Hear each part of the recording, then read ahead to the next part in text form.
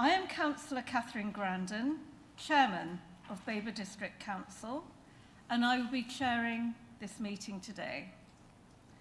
May I first of all remind you of some domestic arrangements. Toilets are situated outside the meeting room, opposite the stairs. Cold water is available in the breakout area outside the meeting room.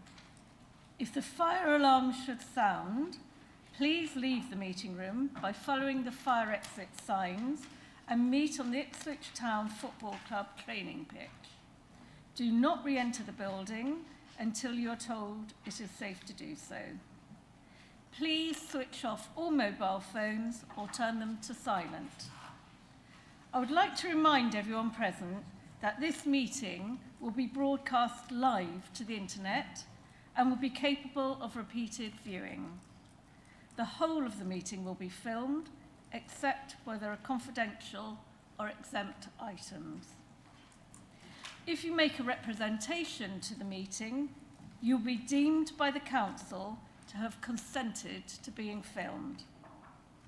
By entering this meeting, you are also consenting to being filmed by the council and to the possible use of those images and sound recordings for webcasting and/or training purposes. The council, members of the public and the press may record, film, photograph or broadcast this meeting when the public and the press are not lawfully excluded. Before I move on to the agenda, I just want to say that this is the first opportunity to meet at full council since the sad death of our Queen. So I just wanted to say a few words to pay tribute to our late Queen. Like most people, I haven't got any reminiscences of meeting the Queen personally. I can't regale you with anecdotes of being in her company. I saw her at various trooping of the colour parades and balcony waves, but oddly, one of the occasions I remember most was when I accompanied my children's school to a park in Ipswich in 2002 for a fleeting glimpse of the Queen and the Duke of Edinburgh as they drove past. But like most people, I feel like she touched and influenced my life, even though my actual connections were limited. The first time we learned about our Queen's passing will provide one of those momentous moments in our lives where we will always remember where we were, what we were doing, and recall our initial shock. For most, or many of us, Queen Elizabeth is the only monarch we have known. We have grown up singing God Save the Queen all our life, from school days onwards, pledging our service to her as scouts and guides, and in the forces and many other ways. Our history education is bound by learning about our monarchs. We study the dates they reigned, the wars undertaken, their relationships with their consorts, the clothes they wore, and their relationships with their subjects and ministers. The Queen that lived alongside our lives did all that and more. Queen Elizabeth II led by example. We have heard much recently about how the Queen demonstrated what true service means. Her dedication, as we know, included asking the Prime Minister to form a government just 2 days before she died. I won't list examples of the Queen's dedication to service to her country, as we all have our favourites. But her example of putting duty and service first serves to provide us, councillors, with a template of how to live our life when in office. The Queen offered to dedicate her whole life to her country when she was 21, and we can try to emulate her by dedicating just 4 years of our life to our district. We have a chance to reflect why we decided to stand for election in the first place. Perhaps recalibrate and consider how we can try to follow our monarch's example of what true, unselfish service is, in our own smaller way. I didn't bring a marmalade sandwich, but I will say, thank you, ma'am, for everything. And God save the King.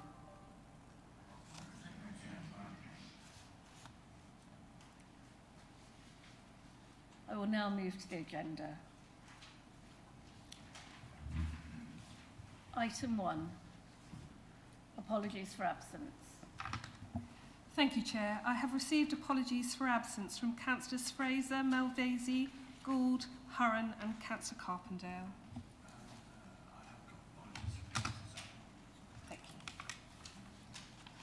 Thank you. Item 2, declaration of interest by councillors. Are there any declarations of interest?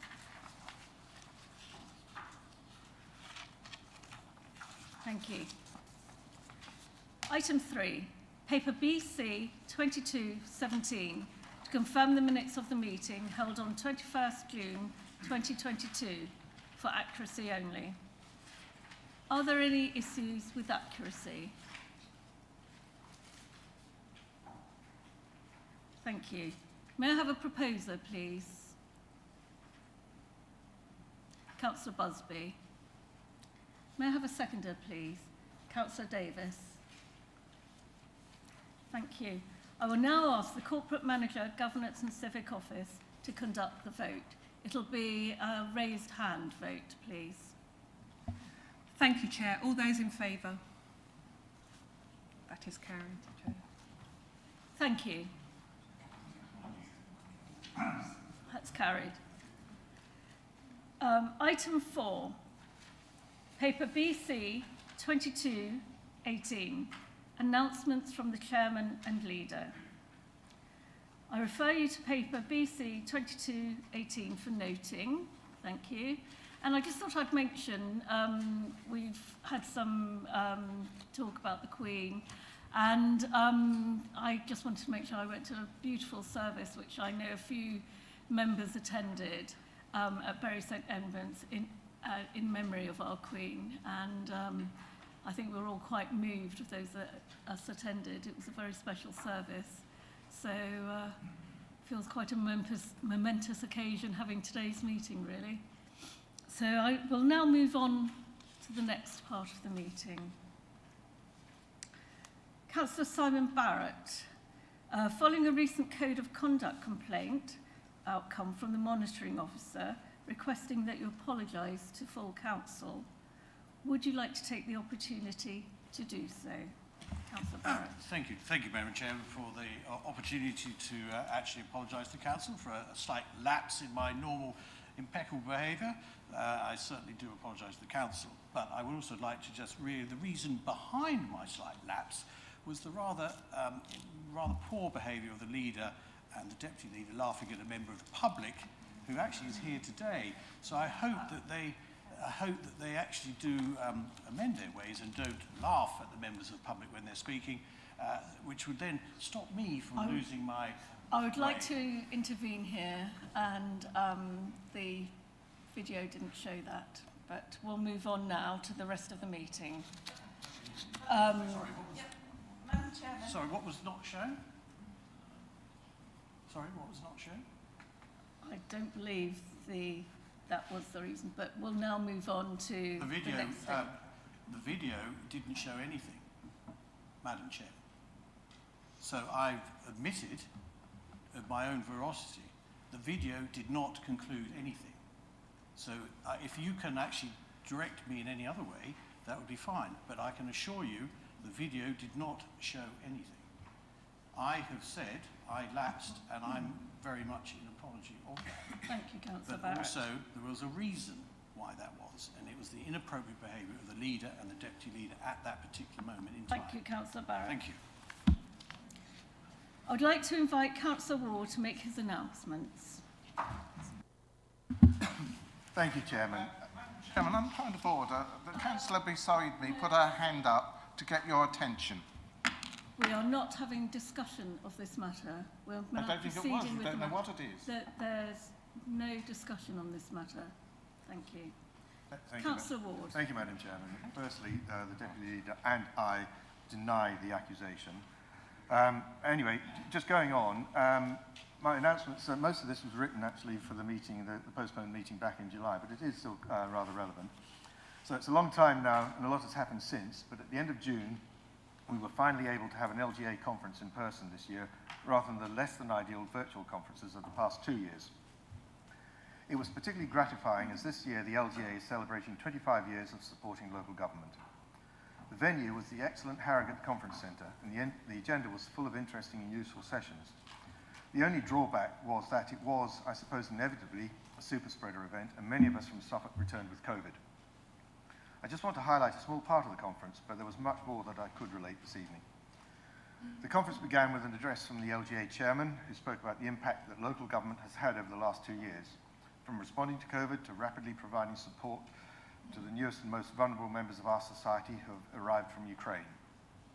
His speech focused on the immediate cost pressures facing councils and the issue of abuse faced by councillors, and echoed newly re-elected LGA President Baroness Gray-Thompson, saying that we cannot allow this behaviour to be normalised. I will return to this topic in a few minutes. He also called for local government to start a conversation about our long-term vision, which addresses the challenges that our communities will be facing in the next 5 to 10 years. In his keynote speech, Levelling Up Secretary Michael Gove outlined the principles underpinning the government's Levelling Up and Regeneration Bill to deliver an irreversible commitment towards strengthening local leadership. He committed to greater devolution by offering every part of England a new devolution deal by 2030. He also highlighted the need to improve the use of data to improve service delivery. He expressed his desire to strengthen innovation and the use of data by introducing a new office for local government, which would, in quotes, shine a light on performance and delivery. He announced that from next year, government would introduce a 2-year financial settlement to provide councils with certainty and confidence in planning budgets, whilst also promising to keep the financial situation facing councils under review. He also said he was looking closely at what the department could do to reduce the number of funding streams and associated burdens on councils. However, as we all know, events can happen, have happened, and they do have a habit of derailing plans. We don't yet know the new Secretary of State's views. Since the summer, we're on the second new one now, but I hope that Suffolk will still be able to negotiate a county deal.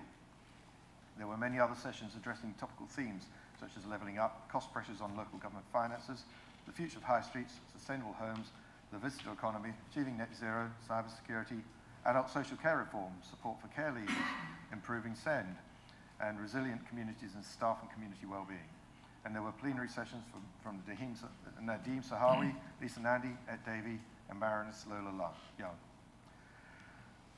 According to new research, 7 in 10 councillors reported experiencing abuse and intimidation over the last 12 months. As a result of this statistic, the LGA launched its Debate Not Hate campaign at the conference. This will work to challenge the toxicity of public debate and push for change. Kemi Badenoch and Jackie Weaver were on the panel at a plenary session that shared ideas on what can be done to tackle this. Hopefully, we will be hearing a lot more of this campaign, and it can be followed by #DebateNotHate. In July, the chairman and I attended the annual Suffolk Chamber of Commerce garden party held on the rooftop garden of the Willis building. This was the first time it was held since 2019, and it was bigger and better than ever. And last month, along with the deputy leader, I attended the annual Chamber of Commerce Prestige dinner at Worsted Park. Again, it was great that this event is back on the calendar. The Suffolk Chamber is a vibrant organisation and achieves a lot for the county. It was really good to talk to many people and hear how Suffolk businesses are recovering and looking forward to the future. Thank you, Chairman. Thank you, Councillor Ward. Item 5, to receive notification of petitions in accordance with Council Procedure Rules. Thank you, Chair. None received. Thank you. Item 6, questions by the public in accordance with Council Procedure Rules. I refer you to the questions in the papers. I would like to invite Mr. Riley to ask his question. Mr. Riley.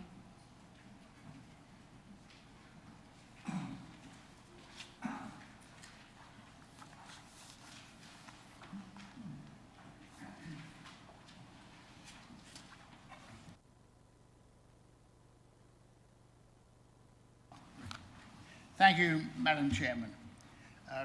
Before I ask my question, I'd like to actually congratulate Councillor Ward on the very skillful way he evaded directly answering my supplementary question last time out here. And it reminded me that I had actually seen such skillful, articulate evasiveness since Councillor Crutchfield. Mr. Riley, can I just ask you to stick to the question that you have supplied the Yes, council? you're quite right, Madam Thank Chairman. you. I really take advantage to praise Councillor Ward. The question, Councillor Ward, is that at the last meeting you affirmed your belief that the redevelopment of Corks Lane would break even or make a profit. The draft minutes of the Council's last meeting record your saying that Babergh has never said that the project might make a slight loss. Yet, report number BC 8/22/4 suggests that the range of outcomes would include losses. Please tell us why you have ignored the loss-making potential of this project when your own officers were flagging out that possibility. Oh, and before you answer, there will probably be a supplementary question. Thank you, Councillor Ward. Thank you, Councillor Riley. Mr. Riley, I'd like to invite Councillor Ward to respond. Thank you.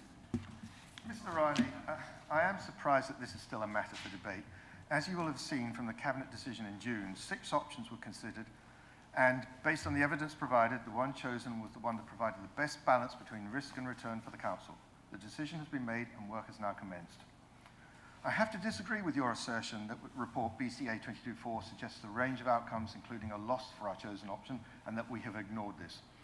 I think you must have misread it. The report clearly states the following in section 2.2, and I'll quote, "On this basis, phase 1 and phase 2A currently show a break-even development with the potential for a small profit, circa £50,000 to £100,000. Further profit could subsequently be available from phase 2B. Now, I know you claimed at June's council meeting that we or I have said that the development would break even or make a slight loss. This is surprising, for I have, and I repeat, never said any such thing. And I hope you don't mind my reminding you, you acknowledge that I did in fact say the opposite, that it would make a small profit in your own blog written 3 weeks prior to that meeting. Ultimately, the profitability of any development is reliant on sale prices and the market at the time of sales occurring. Having said that, the most important thing is that this scheme will deliver positive outcomes for Hadley and the wider district by providing high quality housing and investing in our district." Thank you, Councillor Ward. Mr. Riley, would you like to ask a supplementary question? Please note that the supplementary question must be related to the original question and should not be preceded with a statement. Thank you, Madam Chairman. Well, bearing in mind the way this has gone, kicked backwards and forwards, I believe this supplementary question does have a distinct relationship to what we've been discussing. And it's this, Councillor Ward. Bearing in mind comments made by your colleagues that feature in the motion to be debated later this evening, do you consider yourself to be a Tory utter bastard, a reformed utter bastard, a rainbow utter bastard? Mr. Riley, this is not an appropriate question. Could you ask an appropriate and related Well, Madam Chairman, I question, think it please? is an appropriate No. question because we have... Mr. Riley, I will have to ask you to sit down if you continue like this, please. Madam Chairman, it would not be the first time I've disagreed with the Chairman's decision. And in barrier to your wishes, I will sit down. But the question remains, what sort of utter bastard are you, Councillor Ward?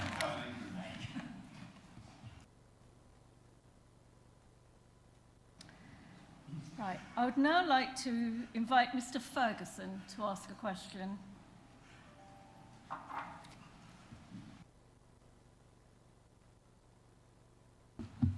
Thank you very much indeed, Madam Chairman. Can I first of all say I am delighted that we have at least started work on Corks Lane after this period of time. My question, Madam Chairman, is for the Cabinet Member for Finance, Assets and Investments. I understand that Gipping Construction has been selected as Babergh's builder for the redevelopment of Corks Lane, and that Gipping is a local company. Excellent. Can the Cabinet Member for Finance, Assets and Investment tell me if Gipping were chosen through a competitive tender process, and if so, how many other companies bid for the work? Has the contract to Gipping been awarded on a firm fixed price basis, and was it awarded to the lowest compliant bidder? Finally, to fully understand the risks that Babergh potentially faces with completing this development on time and on cost, will you provide a copy of the tender documents that were provided to bidders? That's not the responses, because I understand there will be commercial in confidence, but to give me an indicative percentage of the differences in bid price between Gipping and any other compliant bidders. Thank you, Mr. Ferguson. I'd like to invite Councillor Busby to respond. Thank you, Chair. Thank you, Alan. Question 1. Yes, Gipping were chosen through a competitive tender process carried out by Babergh Growth Limited, who are delivering this project on behalf of the Council. Question 2. The contract to Gipping has been awarded on a fixed price basis based on the specification and employer's requirements. Question 3. Yes, the contract was awarded to the lowest compliant bidder. Question 4. The tender documents have now been superseded by the contact that Babergh Growth Limited has with Gipping, so the tender documents are not relevant in assessing risks with completing the development on time and on cost. This will be controlled through management of the contract that has a completion date of April 24, as well as robust programme and risk management by the professional team. As we all know, projects can and will be affected by outside influences such as inflation, global supply chain issues and other world events. However, claims are limited to those recognised through the contract. The final question, the percentage difference between the top bidder and the bottom bidder was about 14%. Thank you, Councillor Busby. Mr. Ferguson, would you like to ask a supplementary question? I would, please, Madam Chairman. Thank you. And could I just say thank you to the Councillor for that comprehensive response to my first question. My supplementary question for Councillor Busby, and I promise is a very brief explanation why I need to ask it. If you look at the Gipping Construction's own website, there are 3 things that I picked up in particular. One is about 65% of the contracts that have been awarded to them are for less than £1 million, so quite small beer.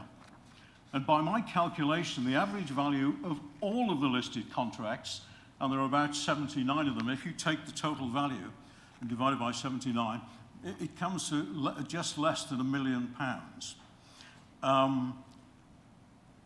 And so my concern really is that we're looking at relatively small numbers, and Gipping appears to have very limited experience of working on listed buildings. So my question then is, against that company background, and as Corks Lane is a high-value project with a slender, if any, margin, did Babergh carry out a risk assessment of Gipping Construction's ability to deliver Corks Lane contract on time and on cost? And if so, can I have sight of that risk assessment, please? Thank you, Mr. Ferguson.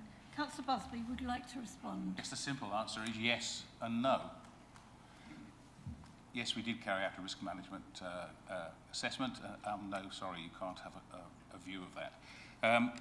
Gipping are a local company, which is one of the things that you were pleased to hear about. We have looked at the work they have done for the council and for others, and we're happy with that quality of work. They provided a good tender at the lowest price, and we feel that we can work well with them. It's a Babergh Growth-driven project, and Babergh Growth will ensure that we get it delivered on time. As for this profit that I keep hearing about, the first phase is marginal. The first phase is marginal, which is the conversion of the original building. The overall project will deliver a profit. Okay? the overall phase will deliver a project. So, will deliver a profit. So, is that the last time we hear whether it's marginal or not? Because it's not marginal.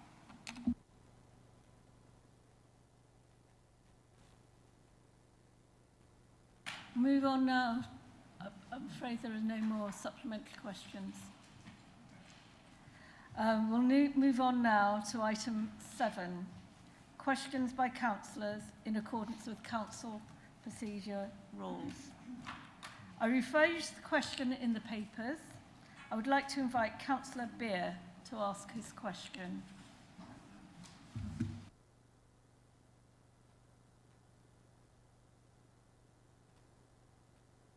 Thank you, Madam Chairman. So I was trying to get it up on here. I've managed to get there.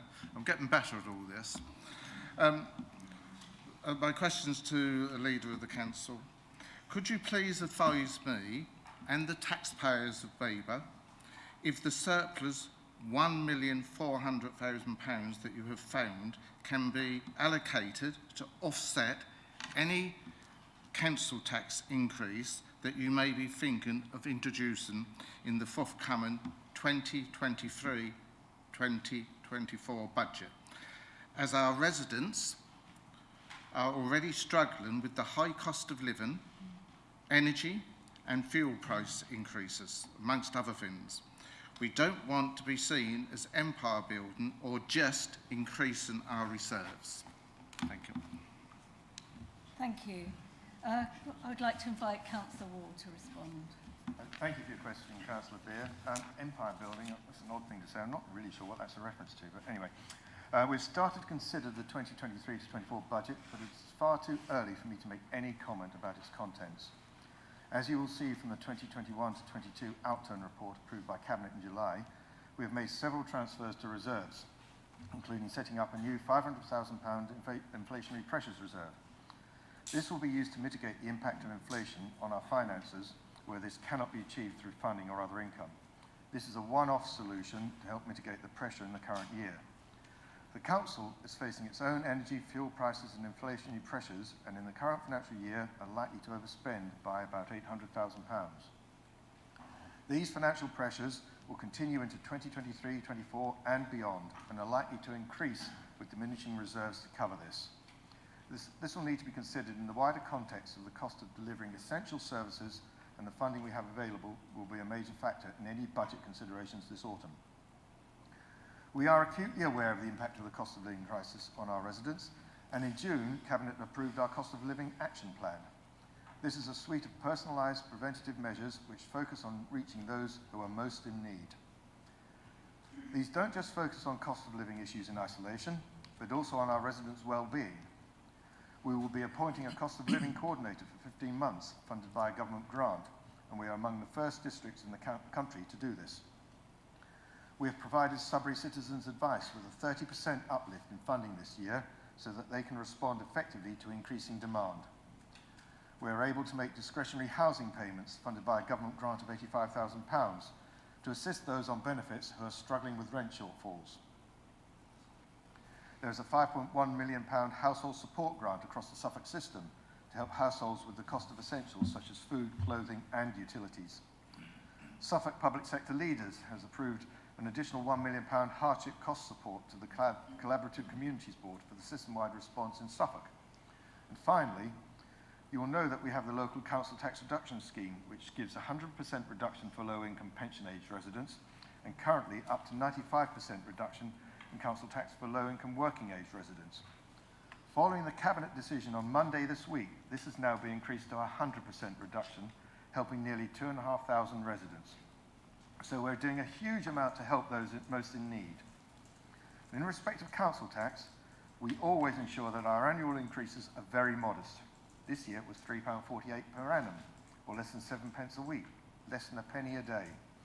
Babergh's proportion of the overall council tax, excluding parish precepts, is only 9.5%. Thank you, Chairman.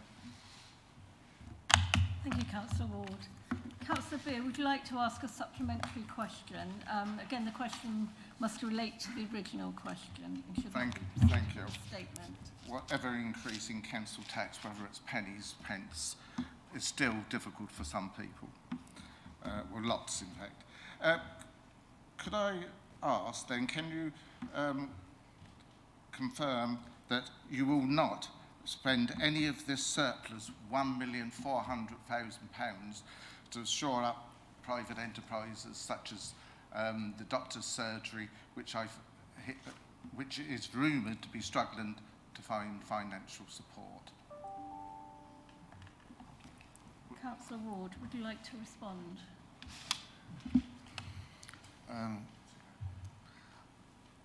I explained that the surplus is going into reserves and has been put into reserves.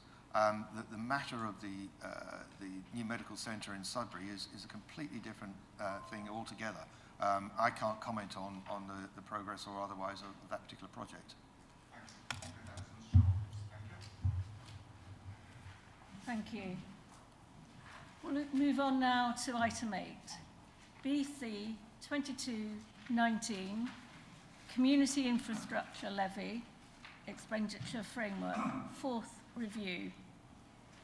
I would like to invite Councillor Arthey to introduce paper BC 2219 and to move the recommendations in the report. Councillor Arthey. Thank you, Chair.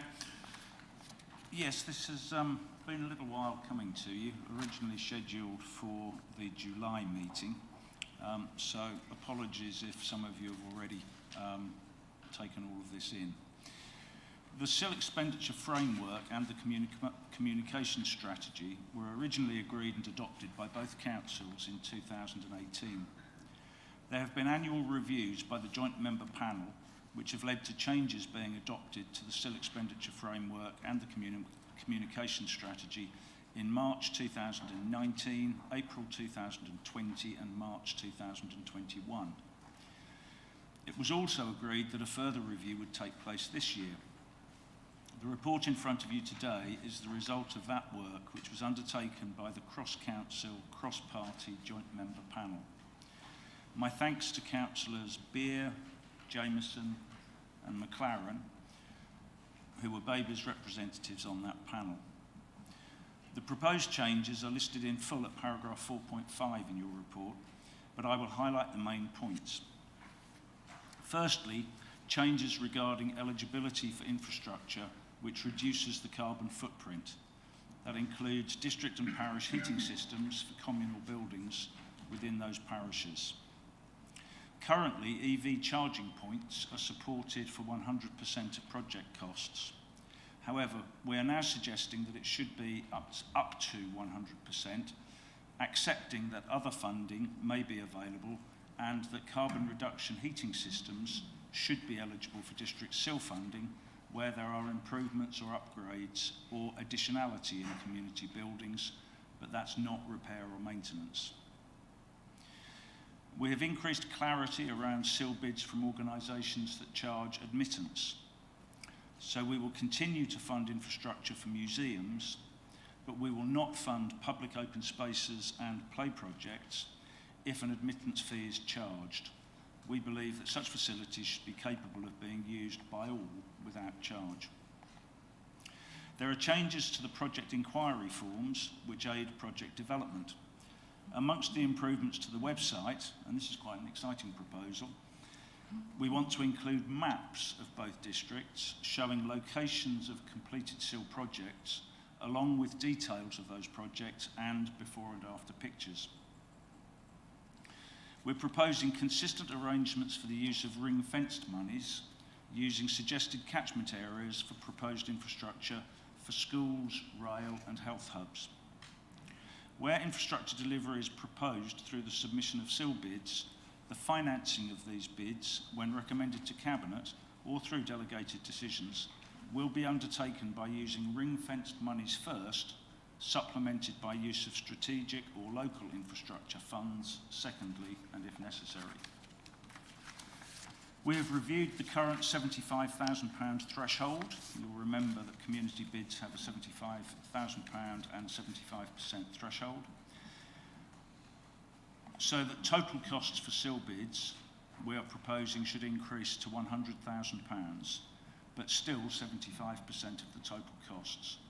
This addresses rising infrastructure and material costs. We're proposing changes to the funding for cycling and footpaths. These projects identified in the LC WIP, the IDP and the IFS, and if you've forgotten what they are, that's the Local Cycling and Walking Infrastructure Plan, the Infrastructure Delivery Plan and the Infrastructure Funding Statement. We're suggesting a pilot period for schemes with the new community threshold of £100,000 and proactive work to bring LC WIP schemes forward with the outcomes informing the next review. We want to encourage greater spending of SIL, including neighbourhood SIL, and we want to continue with the current proactive approaches towards expenditure and progression of SIL bids, and in addition, produce capital project work plans for the next 5 years with other infrastructure providers, such as Health and Suffolk County Council Waste, to address infrastructure priorities. We will monitor, alongside the infrastructure funding statement, where neighbourhood SIL spend is occurring and, if necessary, carry out focused discussion with the parish about capital SIL projects that are underway. We will offer targeted website advice with specific guidance note to aid project development and the development of PIPs. Those are the parish investment infrastructure plans. And we will look at the use of neighbourhood SIL on a case-by-case basis and monitor this for the next review of the SIL expenditure framework. Finally, agreement to keep SIL expenditure framework under review. I've mentioned how some of our proposals will feed into the next review, and we are suggesting another SIL expenditure framework review, which will be the 5th, and that should occur whilst bid round 10 is underway, so that any revisions are adopted before bid round 11 in May 2023.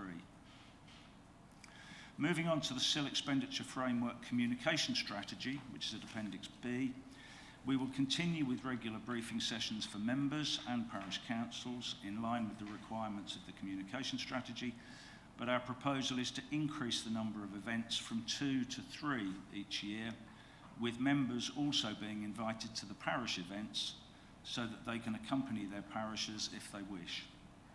I refer you to paragraph 4.6 in the report. Lastly, that the joint member panel remains to inform the 5th SIL Expenditure Framework review. Chair, I'm proposing the recommendations of paragraph 3, that is 3.1, that Babergh Council approve the amendments to the SIL Expenditure Framework, July 2022, as arising from the 4th review. Also Appendix A and the SIL Expenditure Framework Communication Strategy, July 2002, attached as Appendix B. Secondly, 3.2, that Babergh Council agree that the SIL Expenditure Framework and the SIL Expenditure Framework Communication Strategy be reviewed again whilst bid round 10 is being considered, so that any amended scheme can be in place before bid round 11 occurs in May 2023. Finally, 3.3, that Babergh Council agree that the joint member panel be retained to inform the 5th review. Chair, thank you. Thank you, Councillor Arthey. Could I have a seconder, please? Councillor Parker, thank you. We'll now move on to questions. Councillors may ask as many questions as they wish. However, they must be relevant to the subject under discussion and must be a question. Who would like to start? Councillor Barrett, Councillor Simon Barrett. Thank you, Councillor Arthey, for your introduction. It's glad that the SIL is under review. We've had a number of cases where the restrictions that we've imposed hasn't really delivered SIL as it could be to the communities, and I think the fact that it's under review and we can keep an eye on that is good. We have a number of projects that had been stalled, which are seen to be now, with the revisions, probably being able to go ahead, which is good for their communities. So I think it's very important that we keep an open mind, and as the fund of SIL keeps building, that we are able to spend it appropriately for our communities, which is what it's there for. So thank you very much for the report, and obviously look forward to supporting it. Thank you. Did you... Not really, no. There's not much to questions. Okay. It's more of a case to me. That was nice. Supporting question. Councillor Maybury.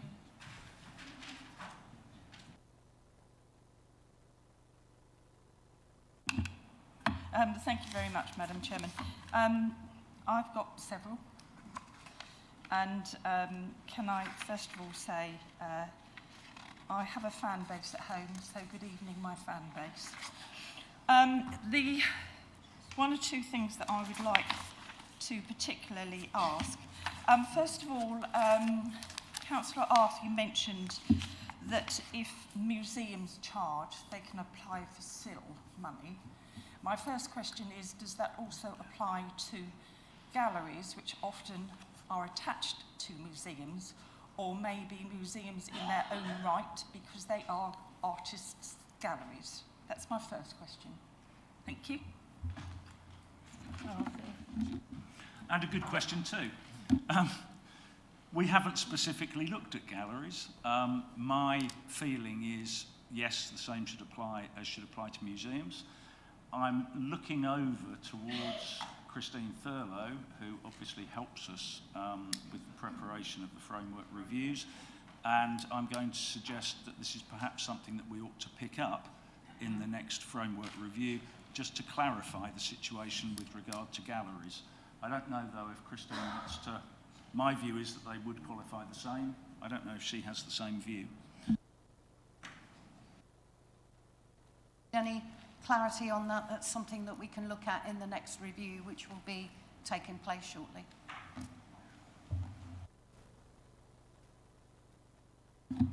Thank you very much. Thank you. I'm so glad I'm of use at times. Thank you very much. There are a couple of other issues that I have with this. Funding for cycling and footpaths. To my mind, having tried for so many years to get a public footway beside the road that travels from my home village into Great Waldingfield, then at that point I think the costs 10 years ago was $250,000. I cannot see how a 100,000 threshold will actually help with some of these cycling and footpaths. So my question is, because you've already spoken, Councillor Arthur, about a review in a few months' time, perhaps that could be reviewed, that limit on those, because we are all looking at keeping everyone fit and healthy. And this evening, as I was travelling in from Lavenham, I had the vision of some school girl, and it was a female, walking along a very unsafe road out of Lavenham to a few houses which are situated just outside of the village. And I do actually think that we need a larger pot for this type of safety for our citizens, and also to keep our residents fit and healthy. So that's my next question. Okay, yeah. Well, you'll see that the proposal, as I did say to you earlier on, the proposal is a little bit old because we actually came up with it in the spring. But if you look at what the proposal says, it's asking you as council, I'm asking you as council to approve the suggestion that we undertake proactive work for bringing LC WIP schemes forward. Okay, so I don't know if the scheme that you tried to pursue some years ago is an LC WIP scheme.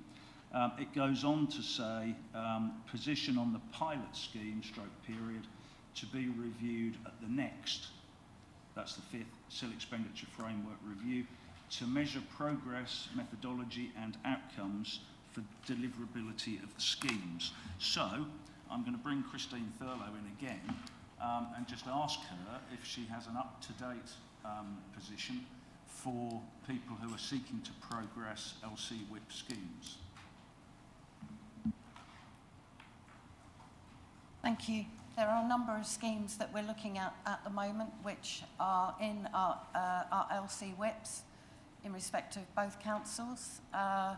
And we are looking at what we need to do in order to develop those schemes and, of course, how we fund those schemes, because there are limitations regarding the SIL budget, and there will be a lot of competition for what monies are spent on what projects. So, as you'll see from your papers, this is a pilot scheme. We've only just gotten to the point where our LC whips are up and running, and we are developing some projects and taking them forward, and we intend to look at this again in the next review of the SIL expenditure framework, and we're hoping that we will be able to use the SIL money to get in match funding in order to bring forward schemes.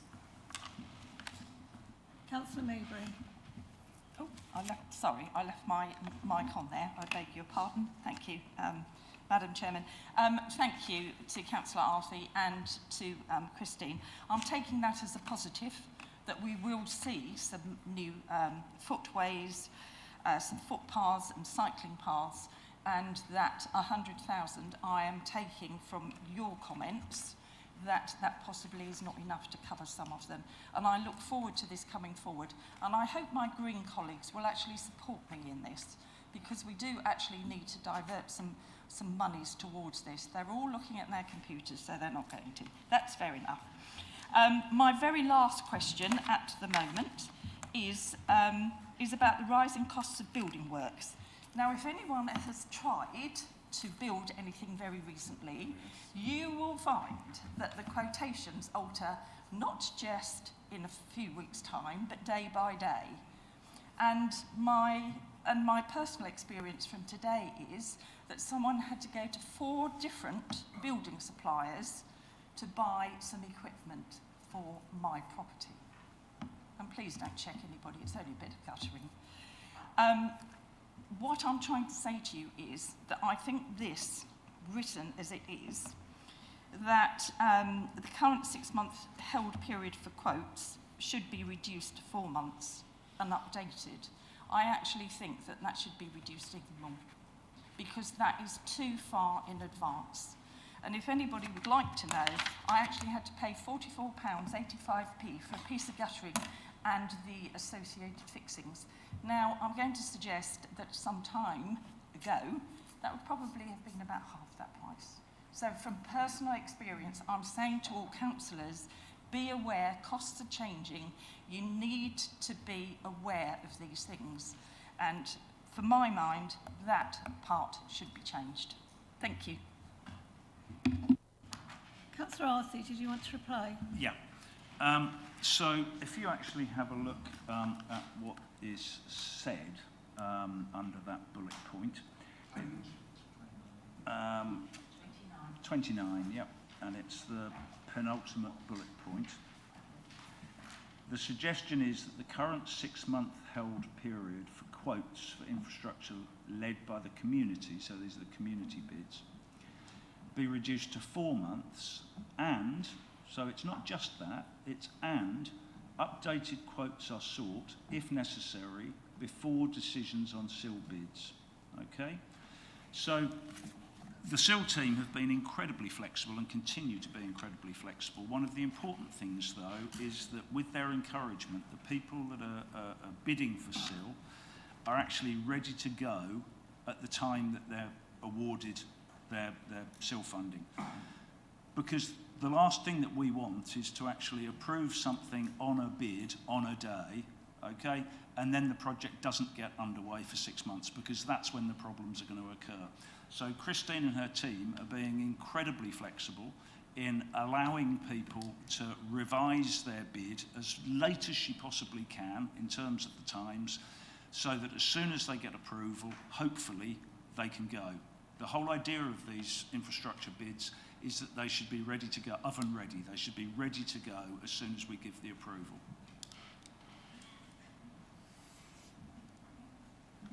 Last one, I think, Councillor Mabry. Yes, this will be the last one. Thank you, Councillor Arthey. I understand what you're saying, and we've had experience in our ward, have we not, of these things happening when the SIL bid is ready, but the actual costs have gone up. So I again say that we need to look at making sure that the quotes can be revised between the parish actually putting forward their seal bid, it being accepted to make sure that we don't have this state where the parish suddenly finds that the cost of these items has gone up. As I said, it's a day by day at the moment process, increases all the time. And as I have said through my experience, it's the fact that there are not the goods, and then they have to be ordered, and then when they come in again from wherever that may be, either this country or abroad, they have gone up significantly. Councillor Mabrey, I think that's already been answered for you now. Sort of.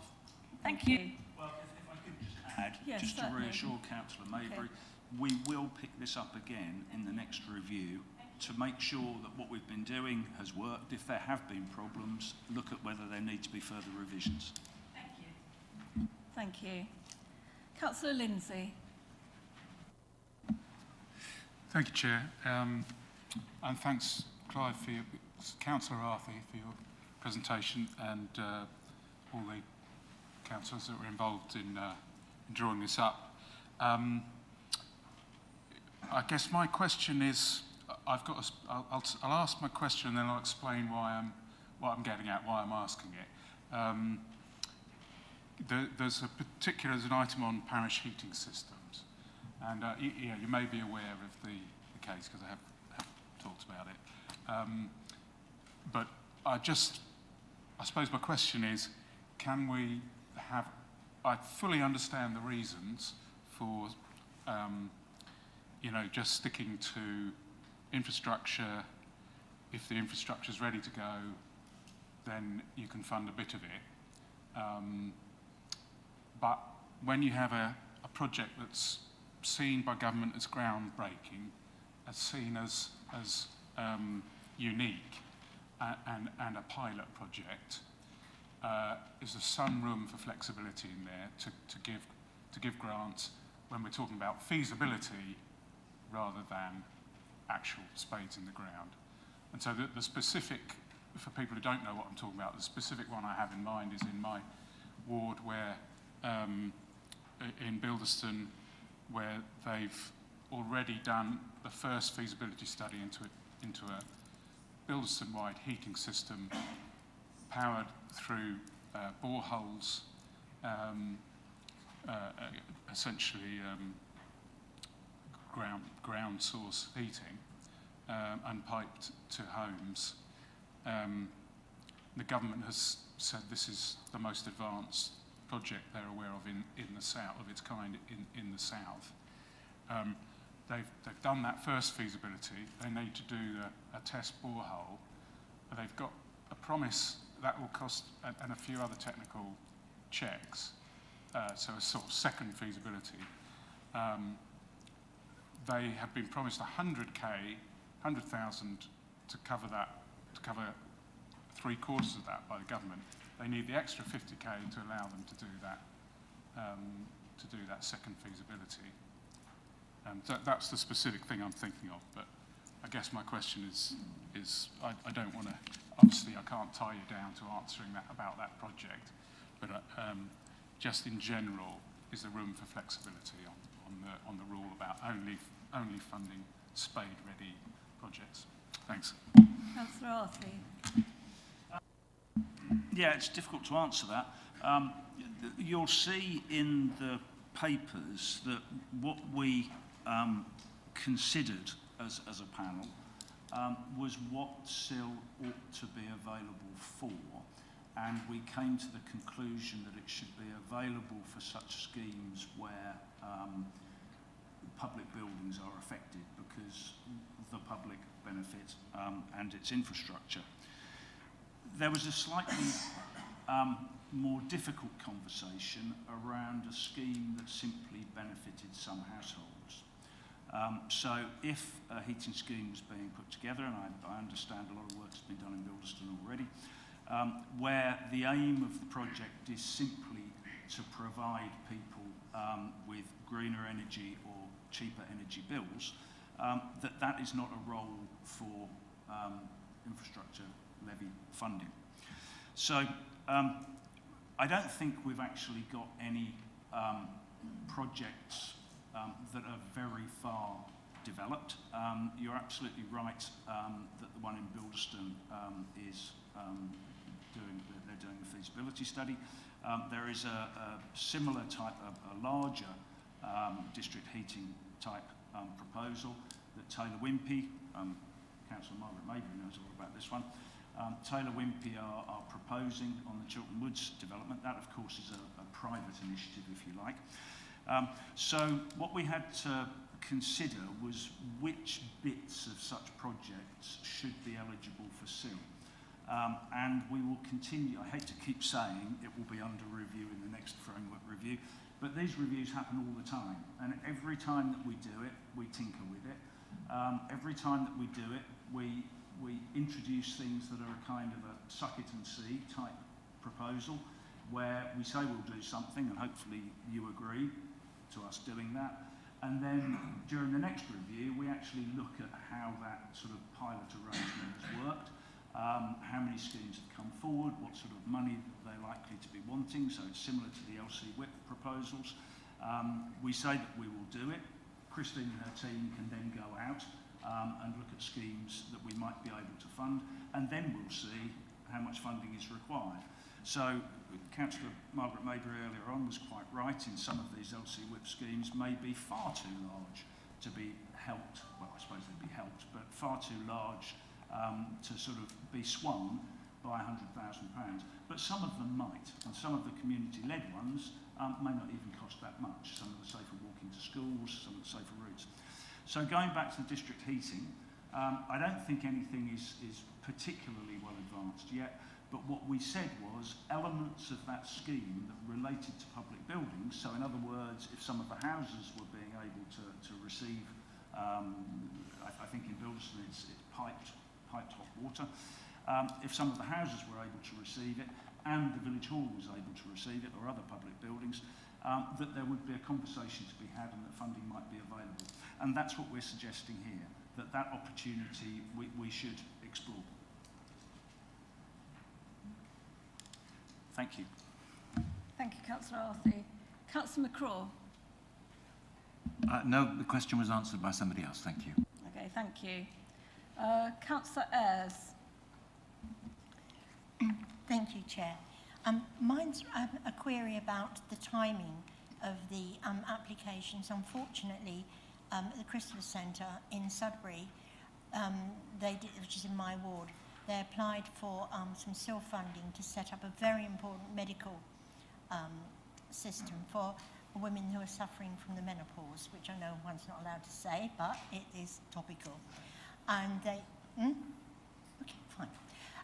However, they put the bid in time, but then it didn't get there, or whoever should have got it didn't get it, and they were told they've got to wait for the next bid, which is sad because they had got the bid in, and it's the Christopher Centre, and they'd asked for it, and but they were told they didn't pick it up. So maybe that could be looked at if there is some sort of, to have to wait 6 months. So hopefully we're just going to get it going because it is vital, but it could be that time lapse. Thank you. Councillor Arthey. Chairman, can I ask that Councillor Ayres and Christine Thurlow, the head of the SIL team, that they deal with this out of meeting perhaps, because it's a specific case, and I think that's probably the best way to... Yes, I think that's the best thing to do, to deal with that outside the meeting. Thank you. Councillor Holt. Yeah, thank you. Just touching on Councillor Mabry's earlier comments, with the current climate and the necessity really to gain fixed quotes, can you assure me that we're equipped to make quick decisions, similar to our own decisions that we made on Corks Lane, where we had a fixed price contract that had to be decided within a very short time frame? So that would be my question. Are we equipped to deal with fixed price quotations similar to how we did regarding Corks Lane? Councillor Arthey. I think the answer is yes. I think the question is more about the speed. And I think there are two answers to that. One is the sub 10,000.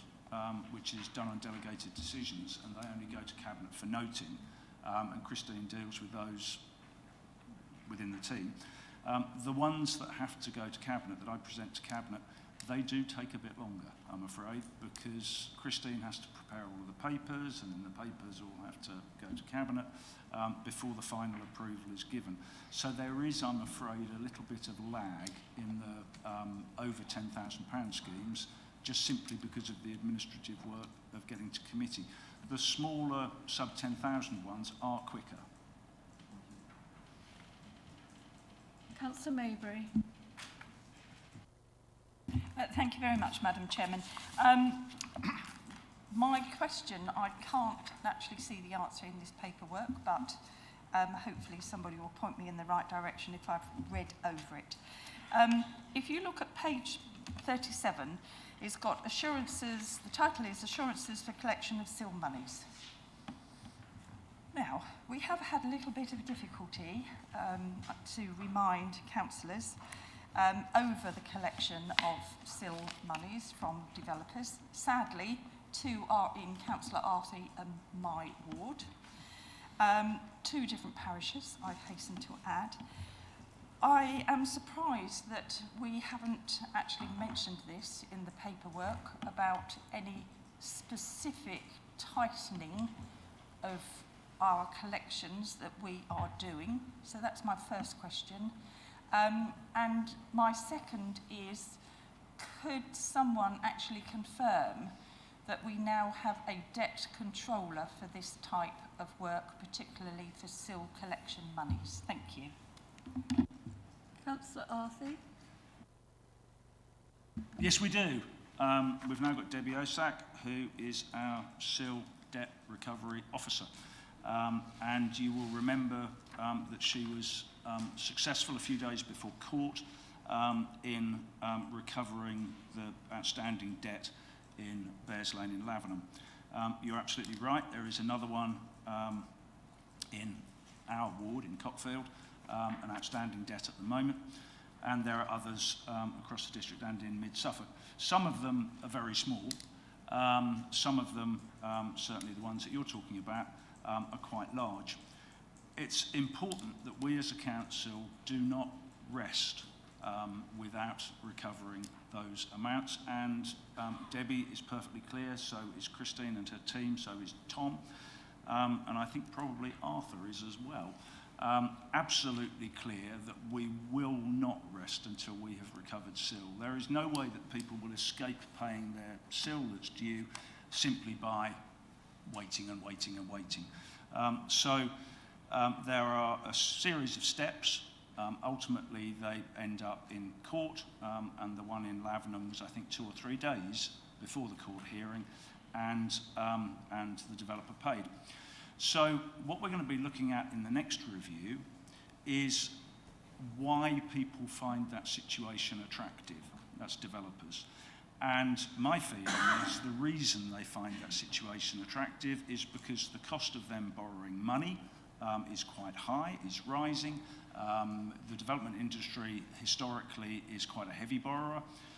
So they are borrowing money at a higher rate than we charge for overdue and late SIL. So they're effectively borrowing from our SIL pot and doing so at a cheaper rate than other means of borrowing. So that's something that we're going to have a look at. I mean, the situation has changed a lot since the last review in terms of base rate, interest rates, forecasts, inflation, CPI. So in the next review, we will be looking at if there is anything that we can do to actually alter that to make it less attractive for some of the developers to welch on their SIL payments. Thank you, Madam Chairman. And thank you, Councillor Arthey. You have said everything that I had hoped you would say on that, Well because done. I think we actually need councillors to understand what's happening, and also the residents know exactly what is happening. And through this platform, we can actually let residents know, and I hope some of the developers are also listening and watching, because they'll know that we are after them if they have not paid. Thank you very much. Thank you, Councillor Maybury. I think the questions now have finished and we can now move to debate. Councillors will be allowed to speak once for 3 minutes and this will be timed. So if anyone would like to open this up for debate, although we've almost been debating anyway, so... Councillor McCraw, thank you. I think you've just said it yourself, Chair. Thank you very much. We have covered it, and of course we do this every year. SIL has been, I don't think the word triumph is too much of an overstatement. I think everybody supported SIL bids throughout the districts. I speak to my mid-Suffolk colleagues on the same subject. I would suggest that it's been a brilliant project. Christine's team do a marvellous job. I've just been forwarding tonight's papers so I can update my own parish council in what the current state of preparing a SIL bid would be. They can look at every single application as well as using Execom. We have an excellent SIL system. It's a model of its kind. I would propose we move straight to the vote but just say we should record our thanks to Christine and her team and obviously Councillor Arthur's magnificent presentation. All right, I'm just buttering you up, mate. Anyway, I propose we move to the vote and would ask for a seconder for that. Well, we've still got a few more people. Okay, whenever we're ready, let's go. Thank you. One second. You can go to the vote, Chair. Oh, but people want to speak? Councillor Beer is seconding. Oh, Councillor Beer, are you seconding? Yes, Madam Chairman, I'll be pleased to second it. And could I also concur with the last speaker? When Christine was in planning, I thought she was brilliant there. She had her hand on the, she had that all under control. And when we lost her and you moved her to this department, SIL, I didn't think that she'd be able to find anything that would really keep her as interested as she is. And I have to say, you and your team are excellent on this SIL. Even the people that try and get out of paying you, and we all know who they are, say that they admire what you're doing and that they are prepared to talk to you. And I think that we're very lucky to have her leading this team. And I'm pleased to second it. Thank you. Okay, so I think we'll now move on to the vote. Oh, yes. I was going to stand up sorry. at the end and just thank Christine and the team. But everybody else has done that for me. So I will also thank again the panel members. Councillor Beer was on it, Councillor Jameson and Councillor McLaren. Hopefully they'll be on the panel for the next review, which starts shortly, and thank them for all of their good work. Thank you. Thank you, Councillor Arthur. And I'm sure that's agreed by the rest of the councillors. Thank you. I'll now ask the Corporate Manager, Governance and Civic Office to conduct the electronic vote. Thank you, Chair. That vote is now showing in blue for councillors to cast their vote.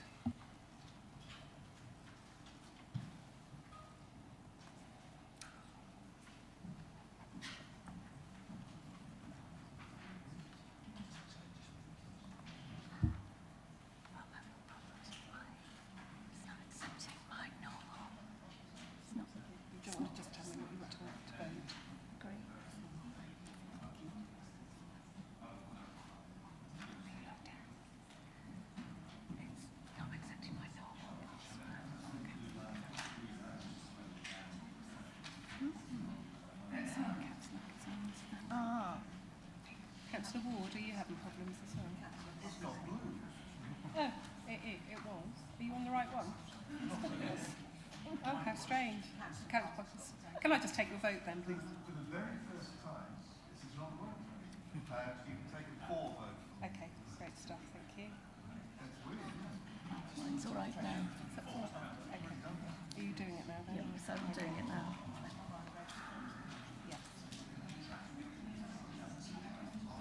Chair, that is a unanimous vote, 25 votes for.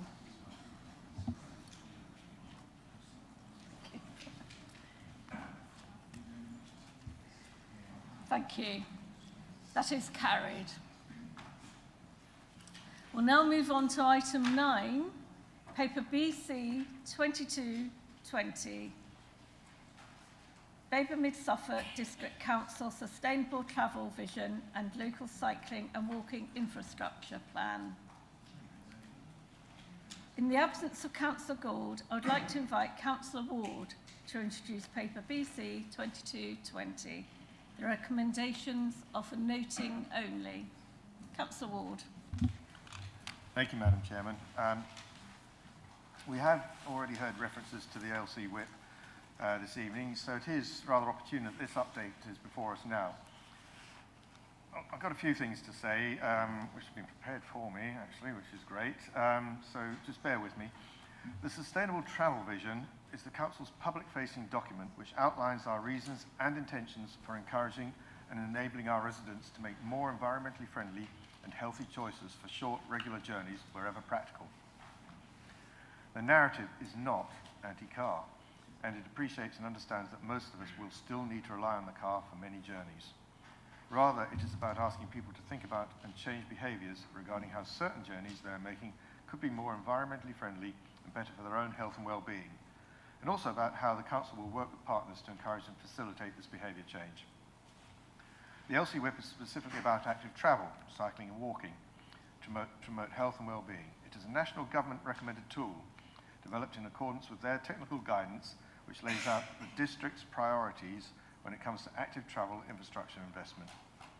Our LC Whip has been developed through public consultation, a very successful consultation that received over 1,800 responses, and the schemes included have been those flagged up by the respondents, letting us know where and why there are currently barriers to cycling and walking. Schemes were prioritised by scoring against a variety of different factors based on criteria recommended by the National Government Methodology Guidance, which has been adjusted slightly to ensure it reflects our two districts' more rural landscape and needs, and agreed by a joint cross-party working group from both districts. That process is detailed in the LC Whip methodology report.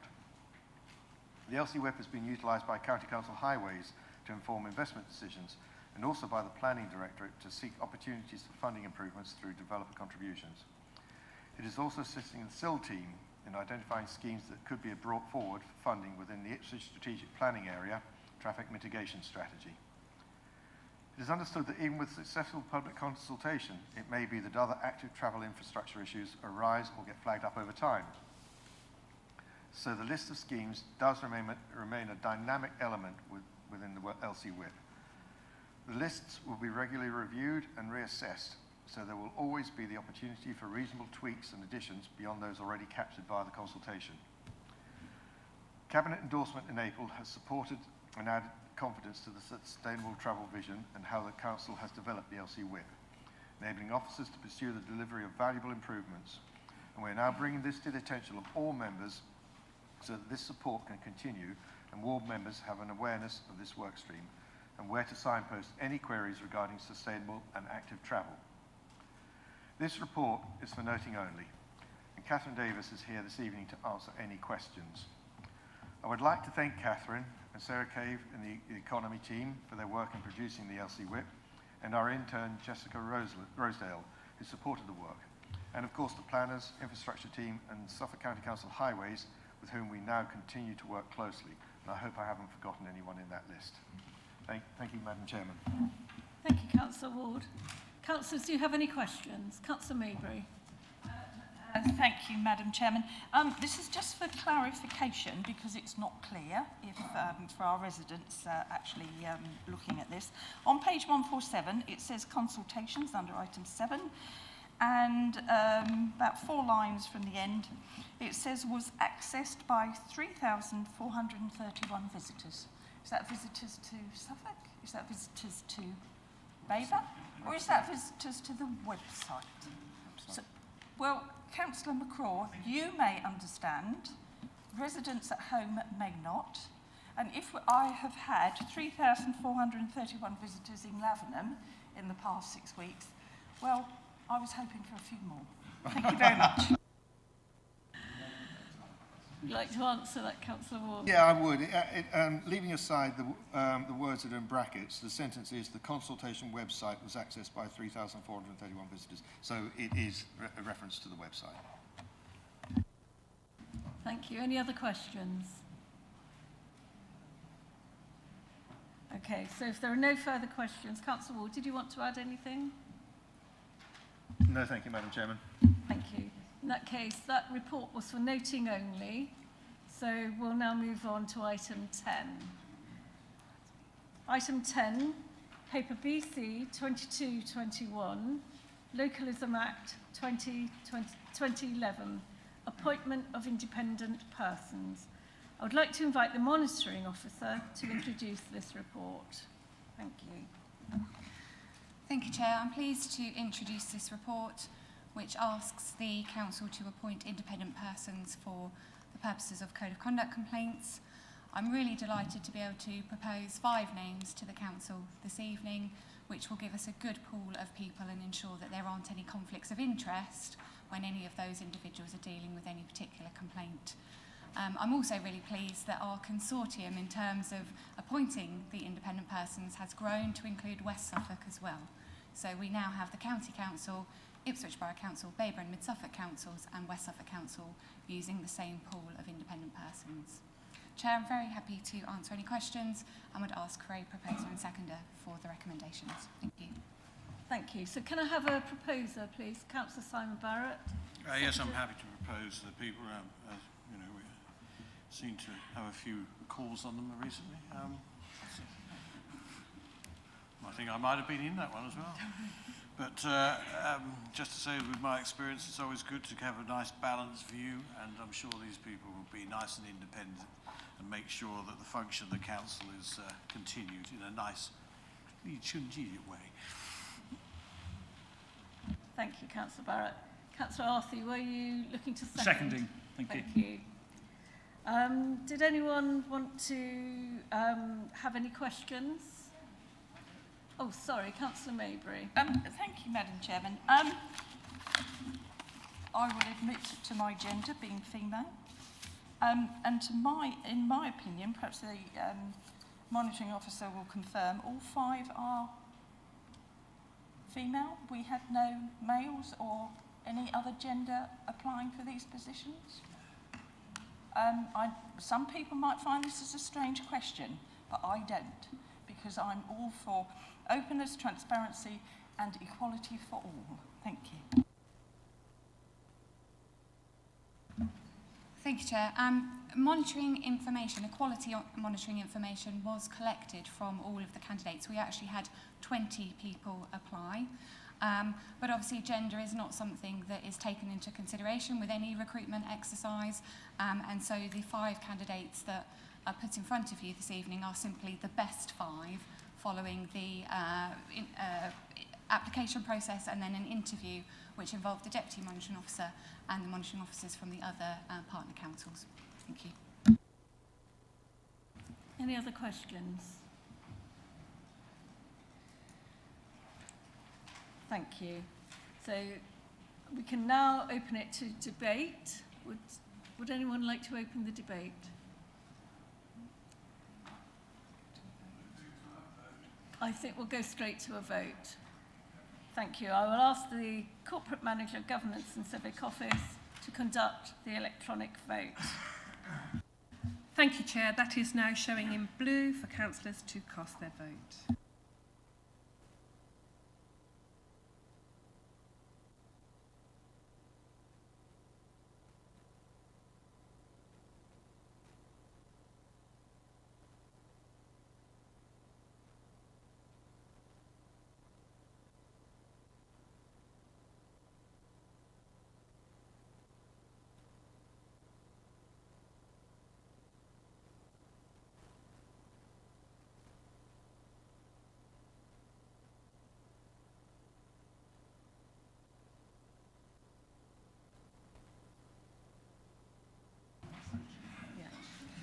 Chair, that is 24 for and 1 abstention.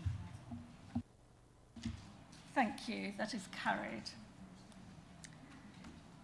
We'll now move on to item 11, paper BC 2222, appointment of monitoring officer. I would like to invite the Chief Executive to introduce this report. Thank you, Chairman, and good evening, councillors. As councillors will be aware, this is Emily Yule's last meeting and as a result we do need to appoint a replacement monitoring officer to the authority.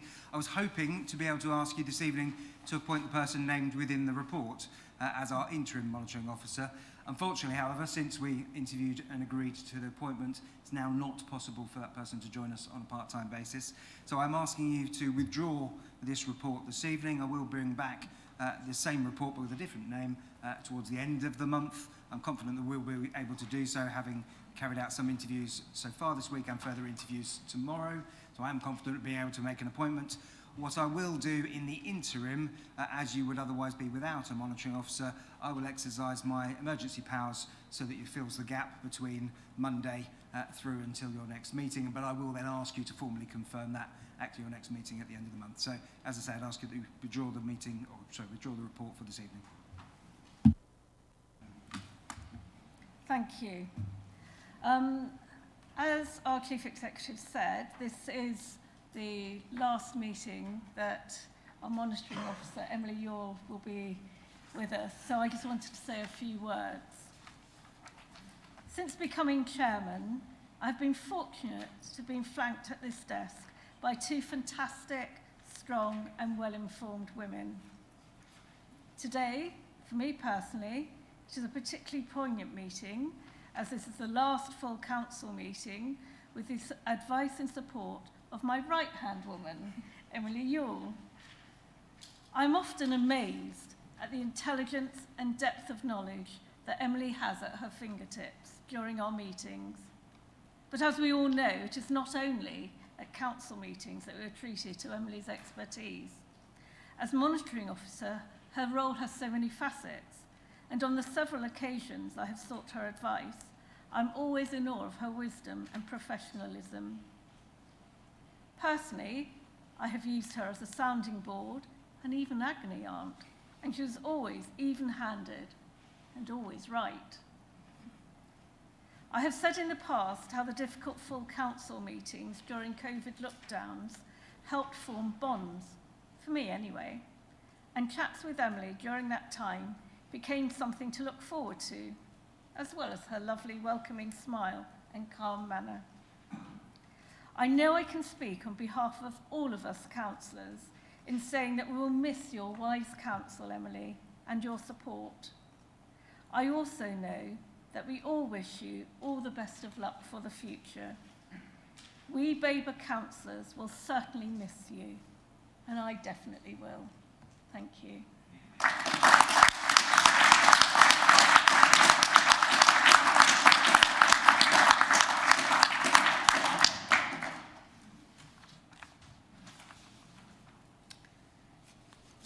So, after that, we wish you all the best, and we'll move on to the next item.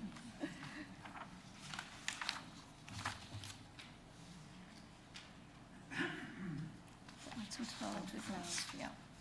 Item 12, paper BC 2223. Urgent action taken by the Chief Executive under delegated powers in accordance with Part 2 of the Constitution. I would like to invite the Chief Executive to introduce this report, which is for noting.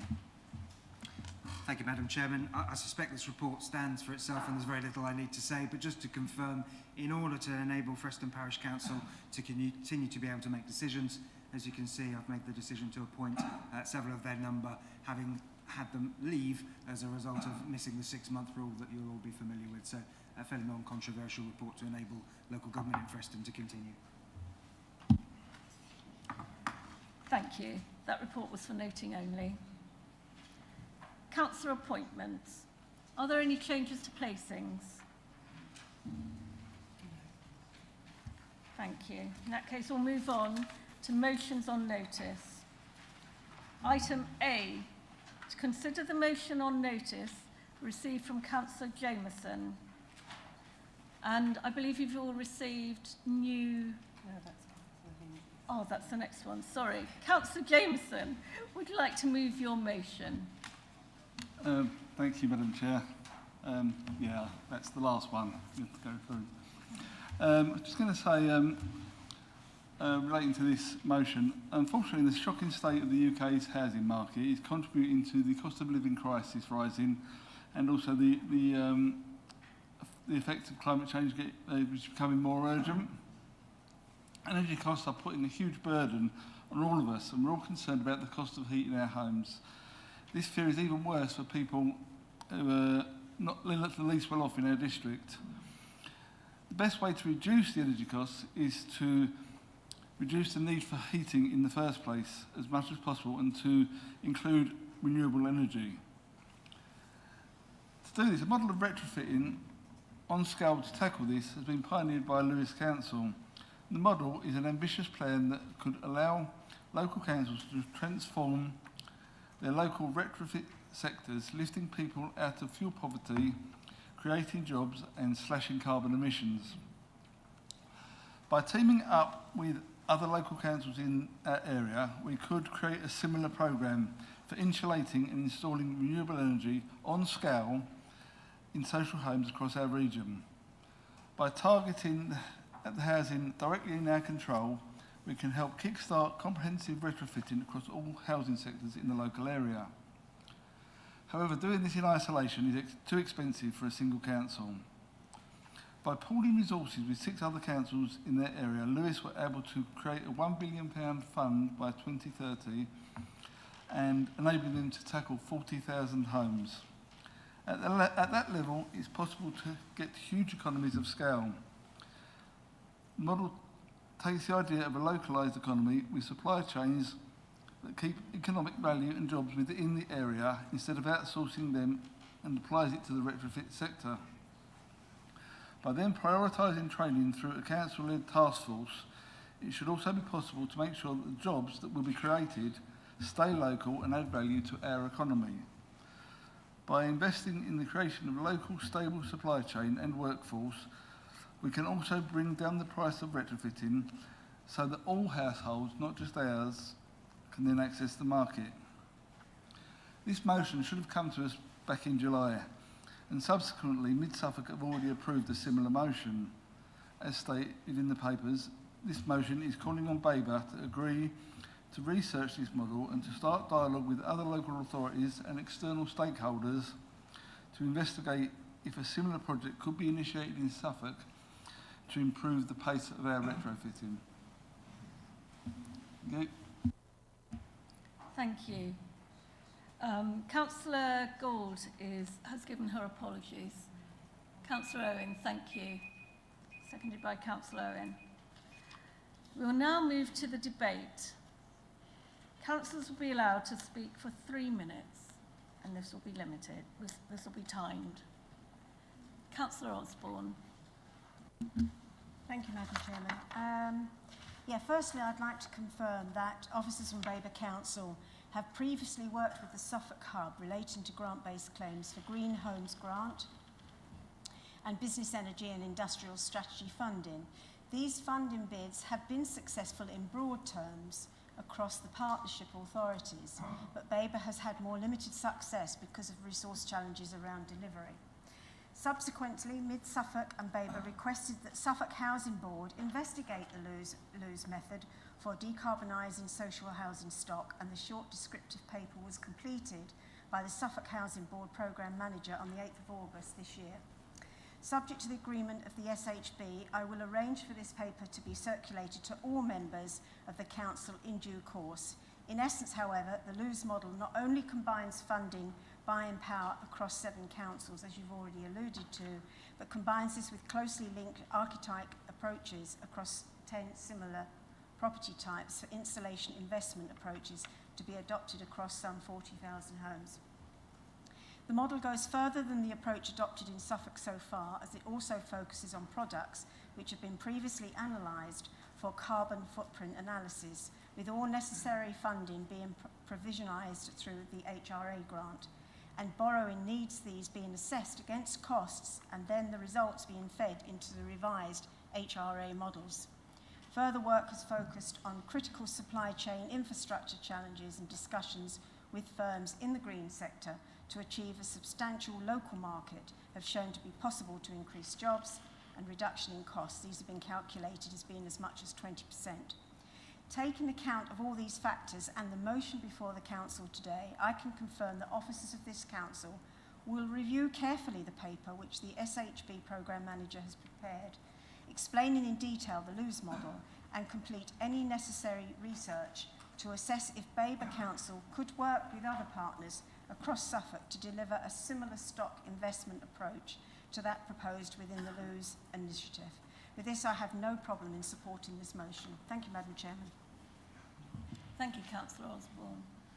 Would anyone else like to speak? Councillor Busby. Yes, Chair. I'm not sure that involving council members will actually improve the pace of retrofitting, certainly in my case. Would anyone else like to add anything?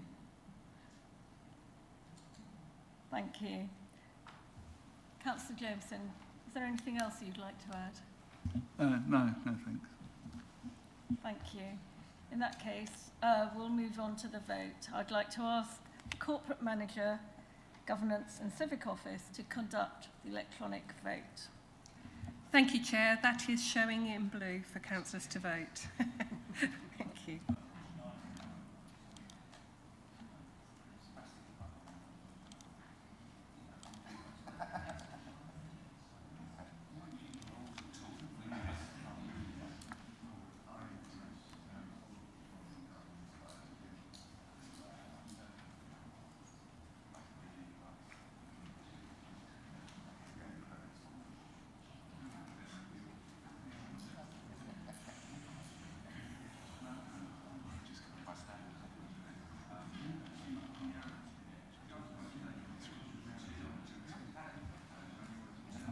Councillor Jameson, can you vote, please?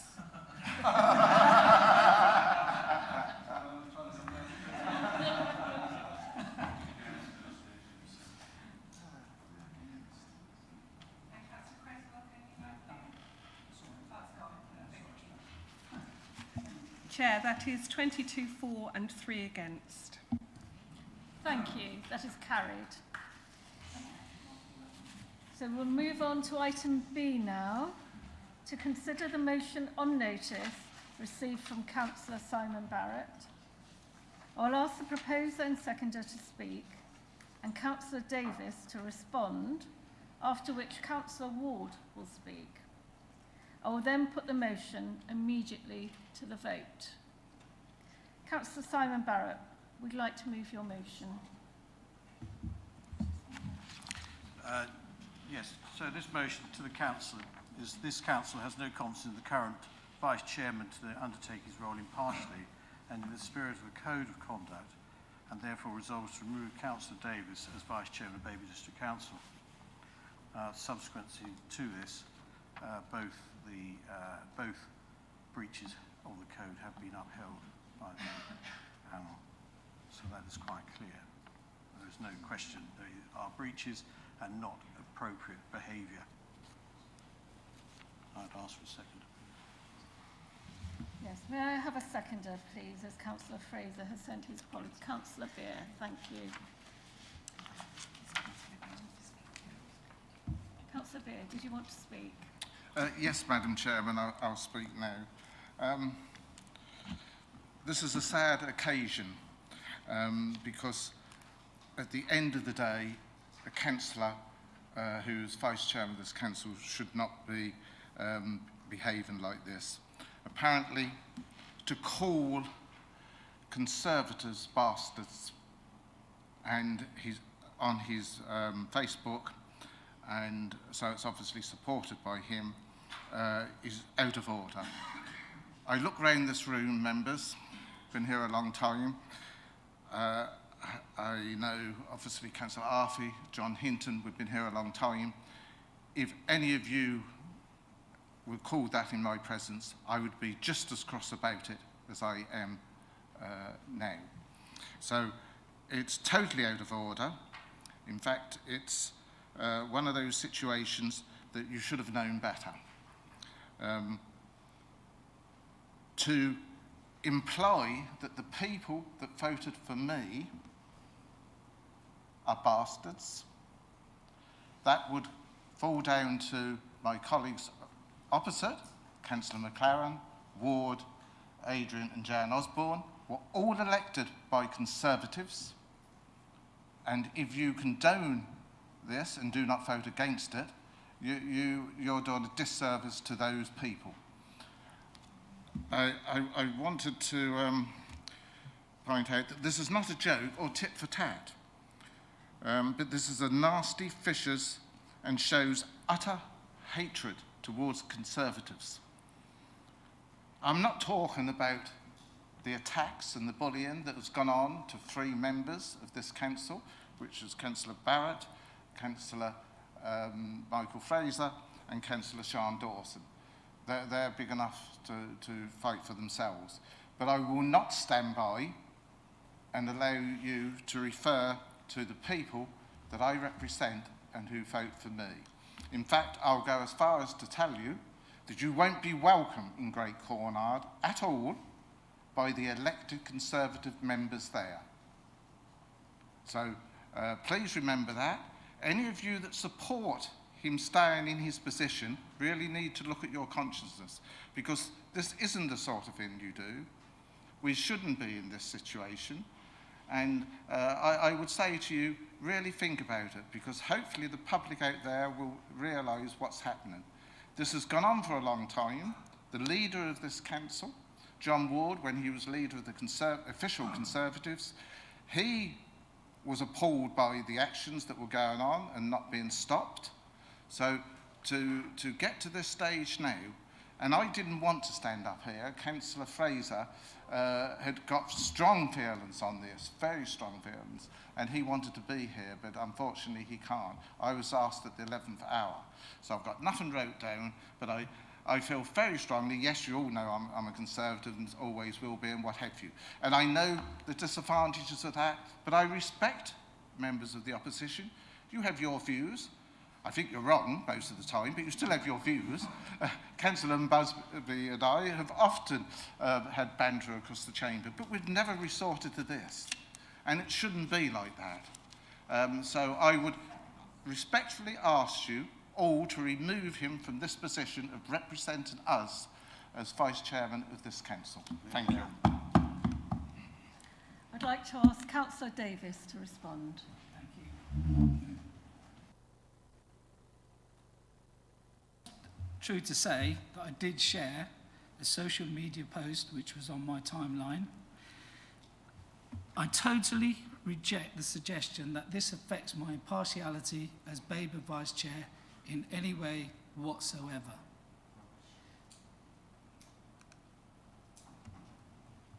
If by sharing this post I've offended anyone, which I clearly have, I have already apologised. I realised it was an error of judgment and I took the post down pretty quickly. And that's been dealt with. During my 7 years plus as an independent Babergh District Councillor representing Ganges Ward, I believe I have demonstrated a completely unbiased approach to working with all members, no matter their group. I have always put people before any party politics, and I have worked closely with both Conservatives and non-Conservatives in a constructive and impartial way across a wide range of initiatives and programmes that have benefited all our residents. This was demonstrated when I chaired the full council meeting in May, as Catherine Grandin was on holiday, in a totally impartial and unbiased manner, despite some provocation. But that is sometimes the nature of the cut and thrust of politics. I accept this reality, even if Councillor Barrett and Councillor Beer, who are doling out all manners of verbal and non-verbal attack on others, seems a bit frit, if not woke, from them when it comes to dealing with incoming comments. I have represented Babergh as Vice Chair on a number of occasions recently and always acted with total respect and dignity, which fully reflected our district in a positive light. I looked to continue in this role and will continue to respect all aspects of the office.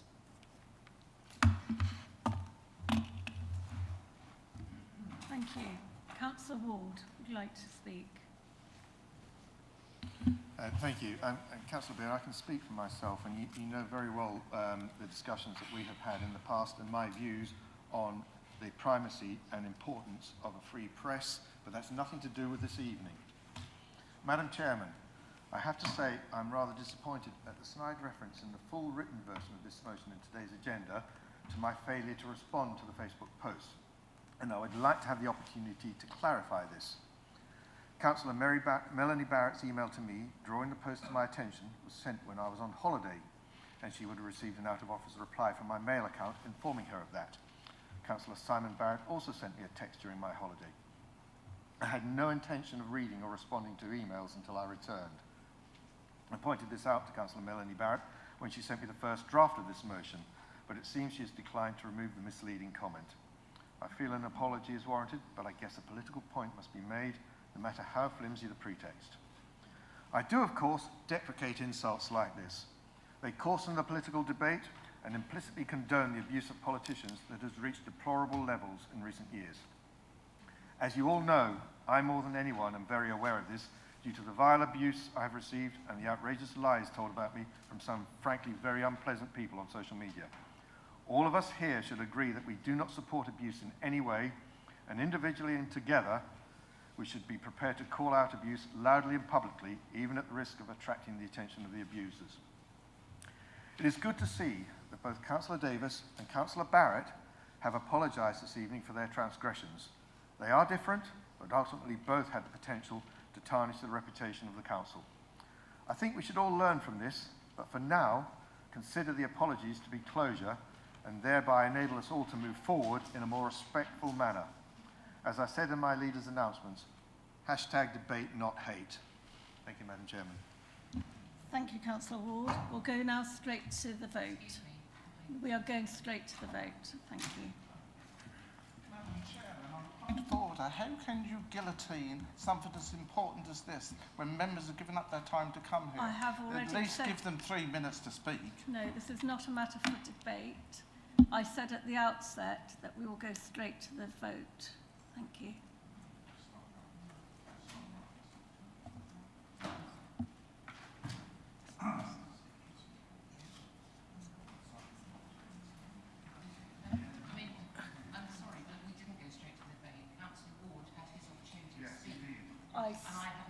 I stated that in the comments. We are going straight to the vote. To address the chair. He responded. He was allowed to respond. The response was because I was mentioned in the motion. It was because I was mentioned in the motion. I'm going to ask the monitoring officer to speak. Thank you, Chair. Firstly, I'll just respectfully remind councillors of protocol and etiquette in the council chamber. Secondly, we do not have debate on appointments, and the motion you're considering tonight is effectively the reverse of an appointment, so the same rules apply. The Chair has used her discretion to allow Councillor Ward to speak because he was mentioned in the motion, but it is the Chair's discretion to allow any other councillors to speak. But I will repeat that in matters of appointment or indeed removal, we do not allow debate because quite often it becomes very personal and can become quite nasty. So that's the reason for that. Thank you, Chair.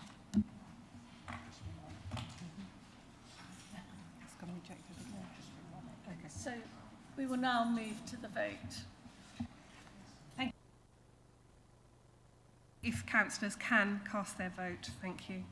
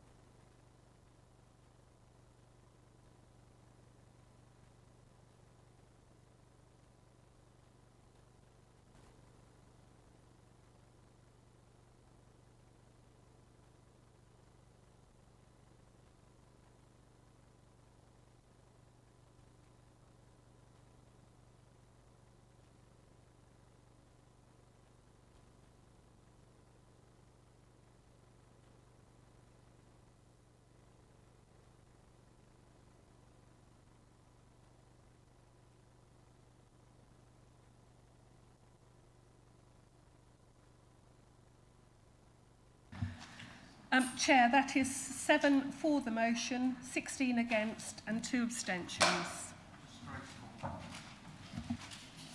That motion is lost.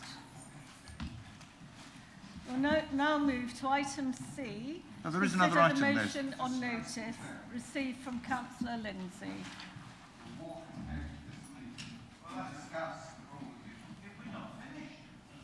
Councillor Lindsay, would you like to move your motion? I believe you've submitted some amended papers. Councillor Lindsay. Yes, thank you, Chair. The reason I'd like to amend it, sorry about this, I'd like to amend it a little bit more because after discussions with senior officers. So the proposal, the amended one would add 2 more points, 7 and 8 to the end. Let me just get the... there it is. So point 7, actually this comes from, I'm grateful to Councillor McCraw, who's on the Suffolk Flood Risk Management Subcommittee. So point 7 is to ask the Suffolk Flood Risk Management Subcommittee to examine the cumulative impact of development on watercourses. Point 8, this is a little bit more complicated, but point 8, I'll read it out, is to ask Overview and Scrutiny Committee to examine whether planning officers should include in all reports relating to major development a specific section on the impact on watercourses, including the potential for the development to affect sewage outflow into watercourses, or to flag this information, to flag if this information is not fully available. Now just to explain now, if I may, the whole motion, I'm not sure the amendments make any sense unless I explain the whole thing. So let me get my notes up. There we go. So what this motion is about is overflows, storm overflows, which belong to Anglian Water. There are 35 of them in our area along the Stour and its tributaries. What are they, storm overflows? They're installed by what were then water boards in the 1950s as a kind of pressure release valve for the sewage network. And the idea was that when there was a storm or exceptionally heavy rain, the storm overflows would ensure that sewage spills into the rivers instead of backing up through the drains and going flooding the streets or people's homes. I don't remember those days, but apparently back before then, you could get a rather nasty experience of sewage coming back up the drain at you in a time of a storm. So it puts this, when there is a storm now, because rainwater in the sewage system we have in most of East Anglia, rainwater goes into the sewage, is mixed in, and so the pressure builds up and they have to release it into rivers. So that's what storm outflows are. Unfortunately, I mean, the idea at the time was that people would be unlikely to be swimming in the rivers when there was a storm. So it didn't matter if there were bits of poo floating past. But since then, many more homes and businesses have been built with many more people producing sewage. And then a few years back, Anglian Water installed monitors on these storm overflows to see how often they were spilling out sewage into the rivers. And actually, it's no longer an exceptional occasion. It's no longer just when there are storms or heavy rain.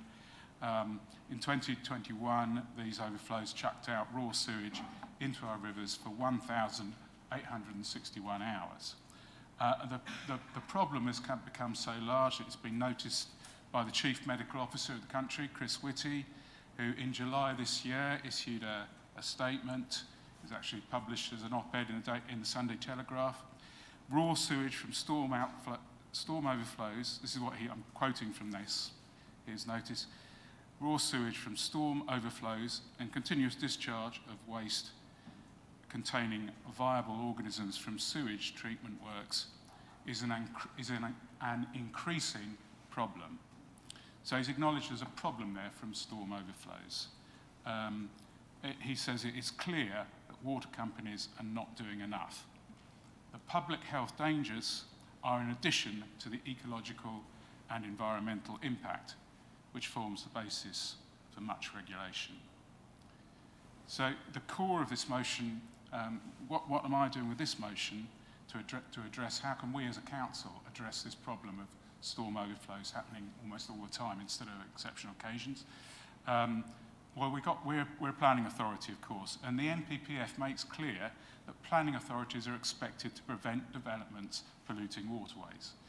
But up to now, when we have planning applications for major developments, we've not asked Anglian Water to report on whether it will lead to an increase in emergency discharge. They tend to comment on whether there's capacity in the network and not if there's a problem, if it will increase emergency discharge from these storm overflows. So as a planning authority determining both the overall amount of development in our district and allocations in each area of housing and individual applications for major developments, it is right that we take the impact of extra housing on the storm overflows and the subsequent pollution and sewage that enters our rivers. So just to go back to I think perhaps item 8 may have confused a few people. So the original item 8 I had asked directly planning officers from now onwards to include in all reports on major developments that they put before the planning committee a specific item on the potential impact from this development on storm overflows and the water quality of our rivers. But having discussions with officers, particularly from the planning side, I decided to refer this, to suggest instead that we refer to overview and scrutiny that particular request. It's simply to give officers a chance to get get a legal opinion on whether it's practical to do. Hope that helps.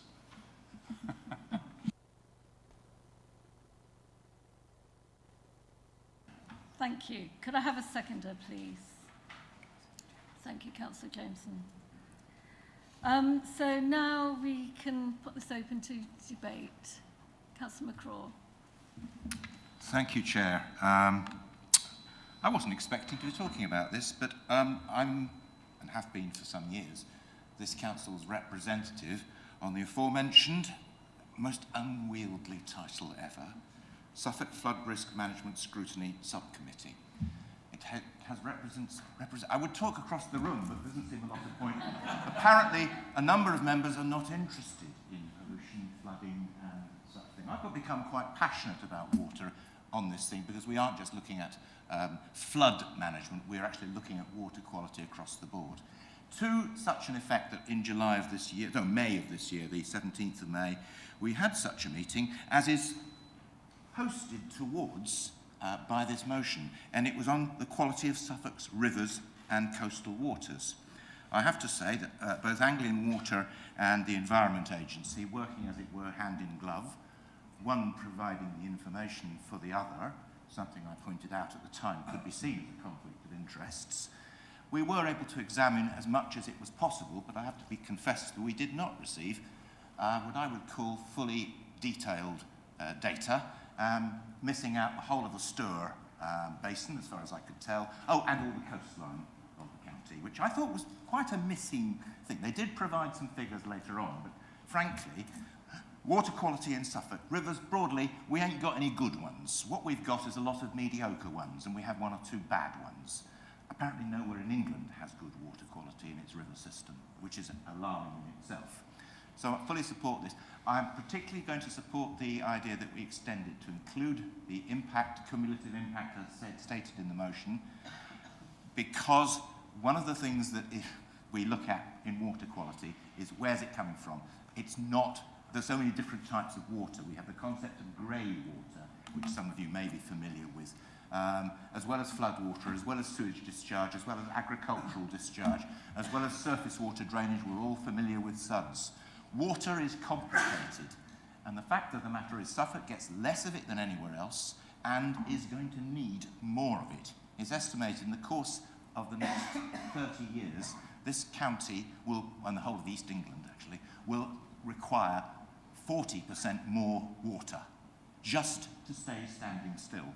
So I'm going to support this, and I'd also like to particularly support that a request be made to the Suffolk Flood Management Scrutiny Subcommittee on this particular point about development impact. I believe the other district councillors who also sit on that committee would welcome it, because we're all on local planning authorities, and sometimes we don't easily join up the local planning authority and the local flood authority. And frankly, we should, because it's actually becoming a critical matter for us to deal with. So that's all. I just hope you'll vote for it. Although it might need tidying up. Thank you, Councillor McCraw. Would anyone else like to? Councillor Ward. Yeah, this isn't really part of the debate. It's actually some clarification. Councillor Lindsay, you made a reference to paragraph 8, which was in one of the earlier drafts of this. Now, what we have in front of us has just got 6. So it is that one that we're voting on this evening. The final amendment with only 6 separate paragraphs, or not? Because that's what I have in the table papers. No, it's so my amendment to what you've got before you is adding 7 and 8. I think the amendment's been accepted. So there was, just for clarification, in the earlier version there was a 7 and 8, then it went down to 6. You're now saying it's back up to 7 and 8. It is, yeah. So I need to have visibility of that before because I can't see that in front of me. I can't see the words.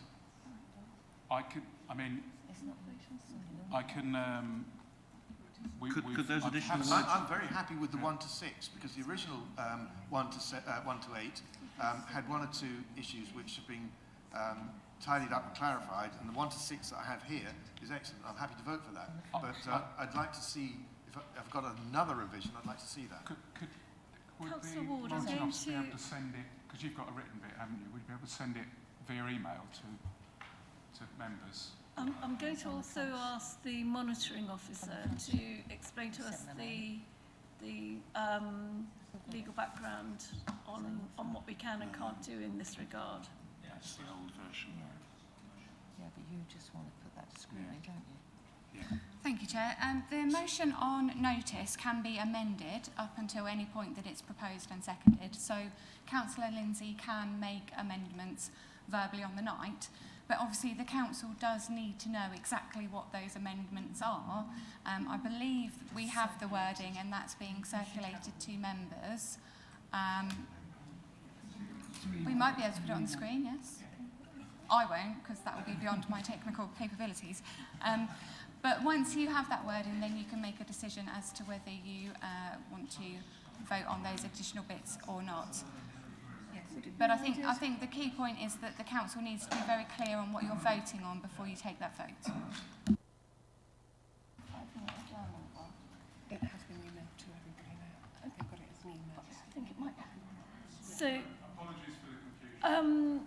Would councillors like a 5-minute adjournment so to allow us to get it up on the screen? No? Oh, you've emailed it to everyone. Yeah. Yes. Yeah. And these add on to the other 6? Yes. So you should all now have the email, councillors. So you should be able to see what you're...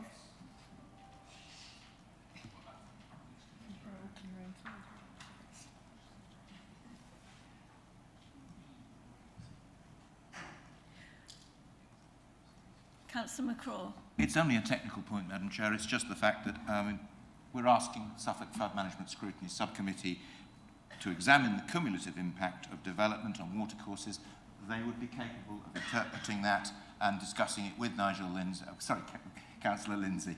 Sorry, I'm an old man. But Councillor Lindsay's points can be fed in to, as another body, they'd be quite happy to listen, I'm sure. Thank you. Did anyone else wish to? Councillor Hinton.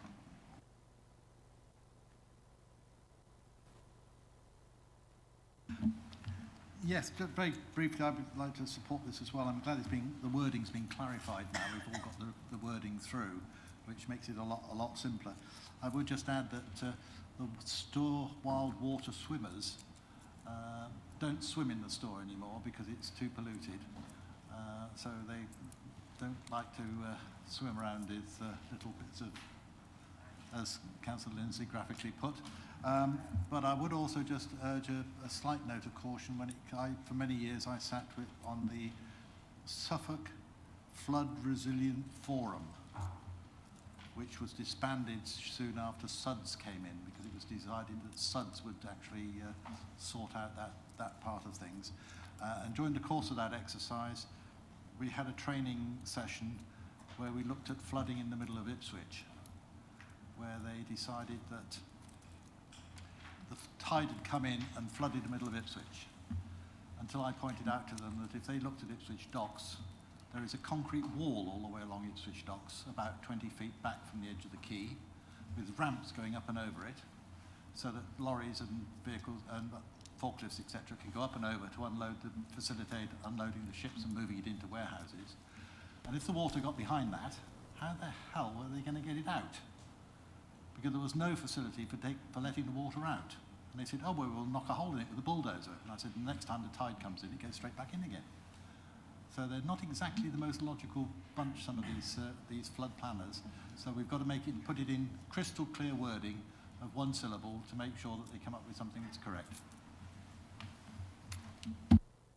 Thank you. Councillor Parker. Yeah, thank you, Chair. If you don't mind me saying, I think the sentiment of this is absolutely spot on. But to my mind, this is it's just a little bit woolly. We've got 4 points here that begin with the word ask. So we can, with all good intentions, yes, we can ask, but there doesn't seem to be anything concrete here that suggests what might happen if the answer to that ask for 50% of the motion is no.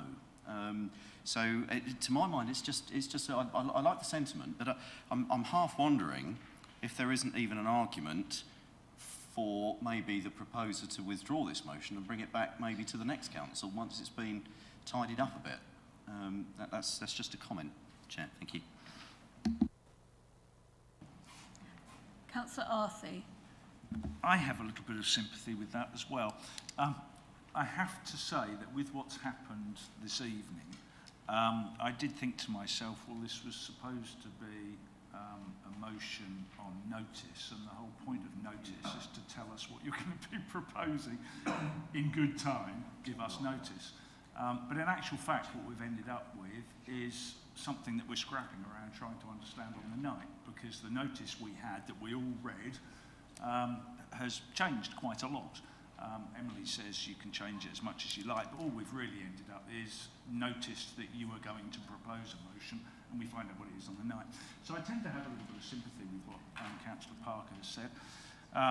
Having said that, though, I think I've actually now got to the bottom of all of your amendments and 7 and 8. So I think I could probably roll with it. But I do have sympathy with the fact. Would you prefer to withdraw it for now and come back next time? Could you do that in 2 weeks' time? Yes, you could. 3 weeks' time? If it would then be Councillor clear to Lindsay all. agreed to that. Yeah, and hopefully we'd have it's only everybody in here. 2 weeks' time, of course. So if Councillor Lindsay agreed to that, and the second sorry, perhaps it helps if I appreciate the difficulty that some members have. But I think if I can just explain the point of the new point 7, Councillor McCraw, I think has made quite clear that we've got a body that looks at these issues, that scrutinises them. So it makes sense to refer the issue to them, particularly in relation to development, because that's the bit they haven't looked at. Point 8, where we're simply, rather than directly saying to officers, you've got to put something in your reports about this, we're saying that, because of advice I've had from officers, they're a bit uncomfortable with it. The planning officers are a bit uncomfortable with it. Concern about what how committees will take this and so on. So, the suggestion was refer it to overview and scrutiny to give officers time to just get a legal opinion on because we're sort of meddling with planning things, so which is all legally bound about. So the idea is to get a legal opinion on it and overview and scrutiny to look at that particular item at point 8. But I think the rest of it isn't that controversial. On the point of it's vague and asking, I think it's quite carefully worded. Ask the chair of the scrutiny committee. Well, the chair's not going to say no, are they? But we as a council have some authority. Well, maybe the chair is, but there's nothing, however long I go away for and think about it, I can't force Councillor Hinton to say, yes, okay, we'll scrutinise it. I can't force Anglian Water to change their policy. But we as a council have some influence. If we vote for this, we can influence them using the public as a lever and embarrass them a bit, perhaps, if they don't provide the information. That's the idea behind this.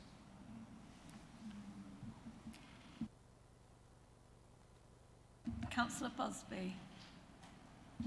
Well, I think we all agree with the sentiment of it. I think the whole thing should go to ONS to be tidied up and then come back to us.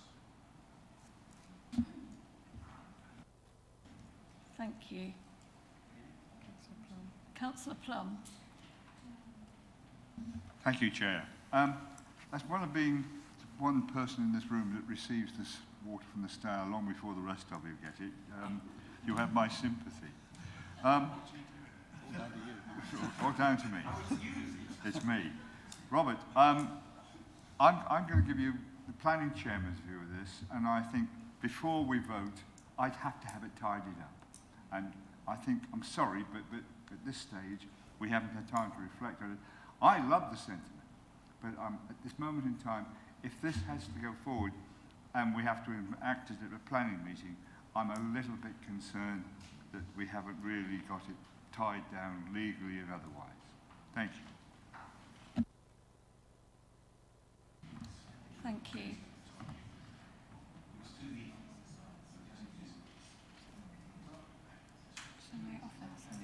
I'd rather... Our monitoring officer is just going to say a few words. Thank you, Chair. I'm sensing there isn't a consensus in the room, so I'd just like to give you an option of an alternative motion in the Constitution that you might want to put to good use. Rule 15(1)(d) allows the Council to move to refer a matter to the appropriate body or an individual. So to avoid councillors having to withdraw the motion this evening, and also to avoid other councillors having to vote on something they're perhaps not entirely clear about, the council could resolve under motions without notice to refer this matter to a body such as the Overview and Scrutiny Committee, or back to officers to do further work before coming back to council with a more complete and rounded proposal. Thank you, Chair. Thank you. Councillor Lindsay, what is your comment on that? So what's the procedure? Do we have a vote on this, and if it fails we can refer to overview and scrutiny, or do we have to have does it work like an amendment? Or what do you need to refer it to overview and scrutiny? Chair, if if the council votes tonight and it fails, then it's failed and you can't return to this topic for 6 months. But somebody could put from the floor to use a motion without notice, which is Rule 15(1)D, and make that motion immediately, and if it's second, it would go straight to the vote and the matter would be referred.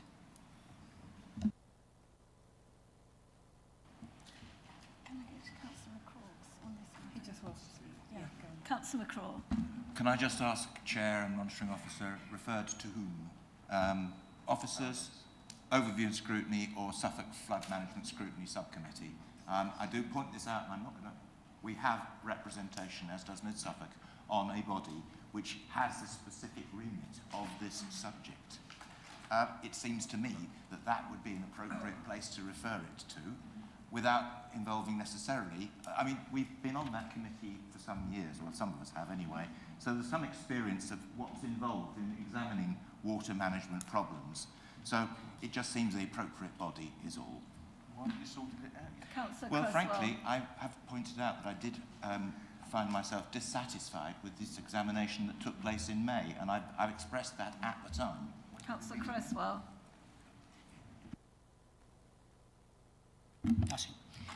I think Robert's idea is a good idea, and I understand people's sentiments about getting it tidied up. I think rather than go for it tonight, as to put it, and lose it completely for 6 months, a fortnight, probably is the best way forward, because we all agree with it, but we'd like to see it a little bit clearer.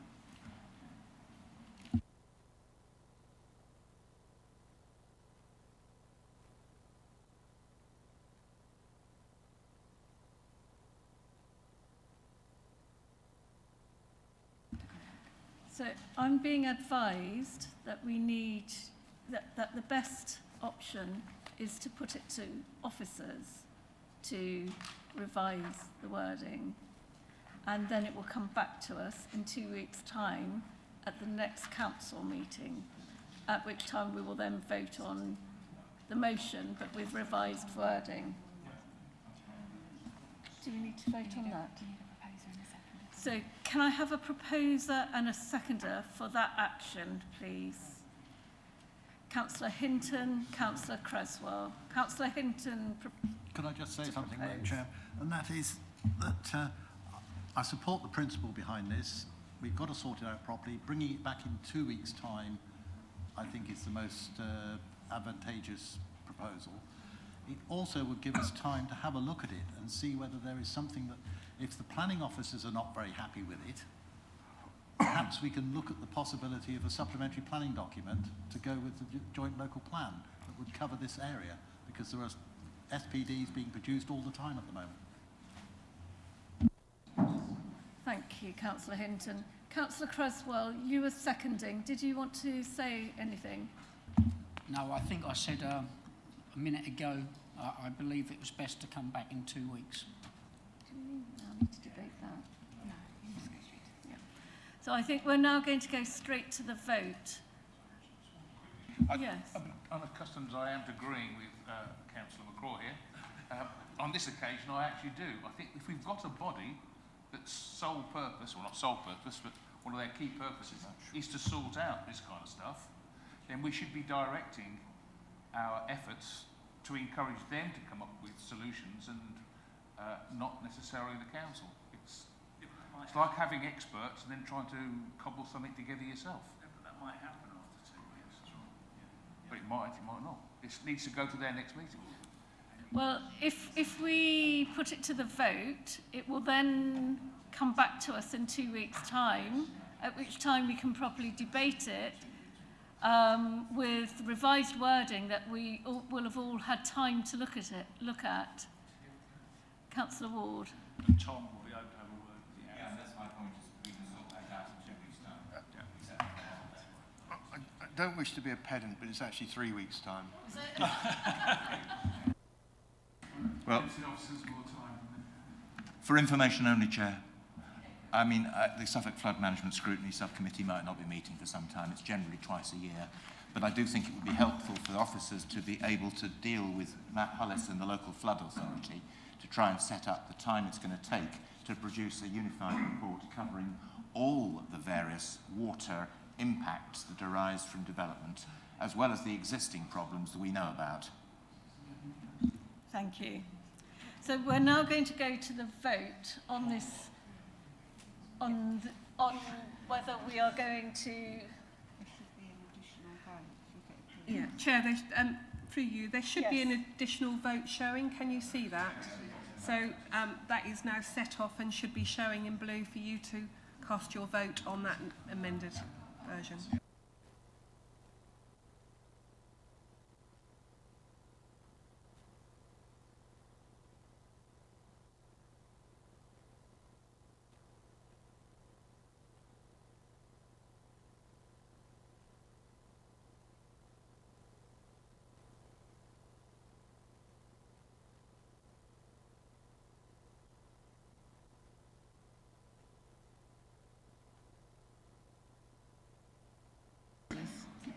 A question, sorry, can we confirm what the appropriate body is? That officers or? Okay, fine.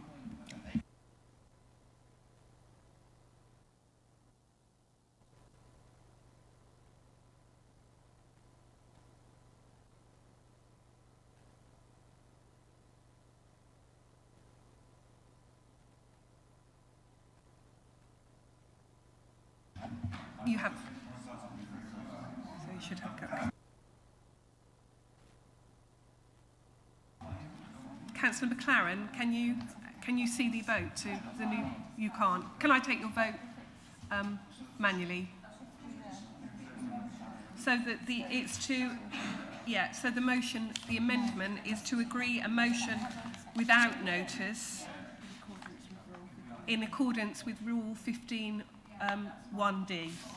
Yeah, thank you.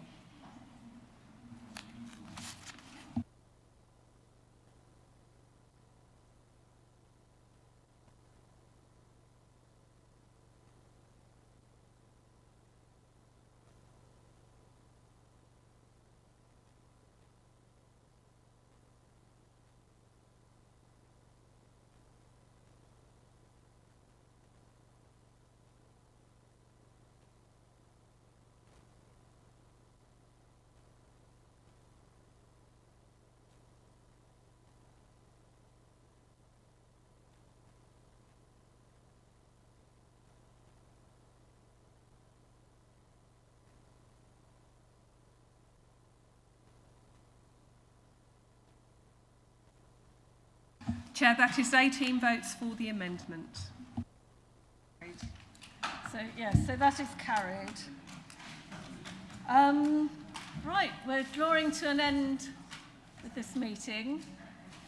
Thank you all for an interesting meeting. And thank you again to Emily for all her time, advice and professionalism. And all the best in the future to Emily.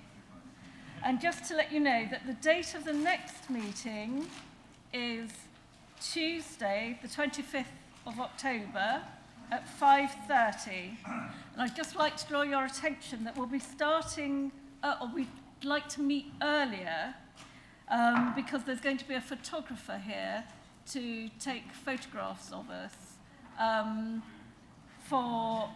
So please come to the chamber at 5 for the next meeting on Tuesday the 25th. So we're going to have a group, a council, full council photo.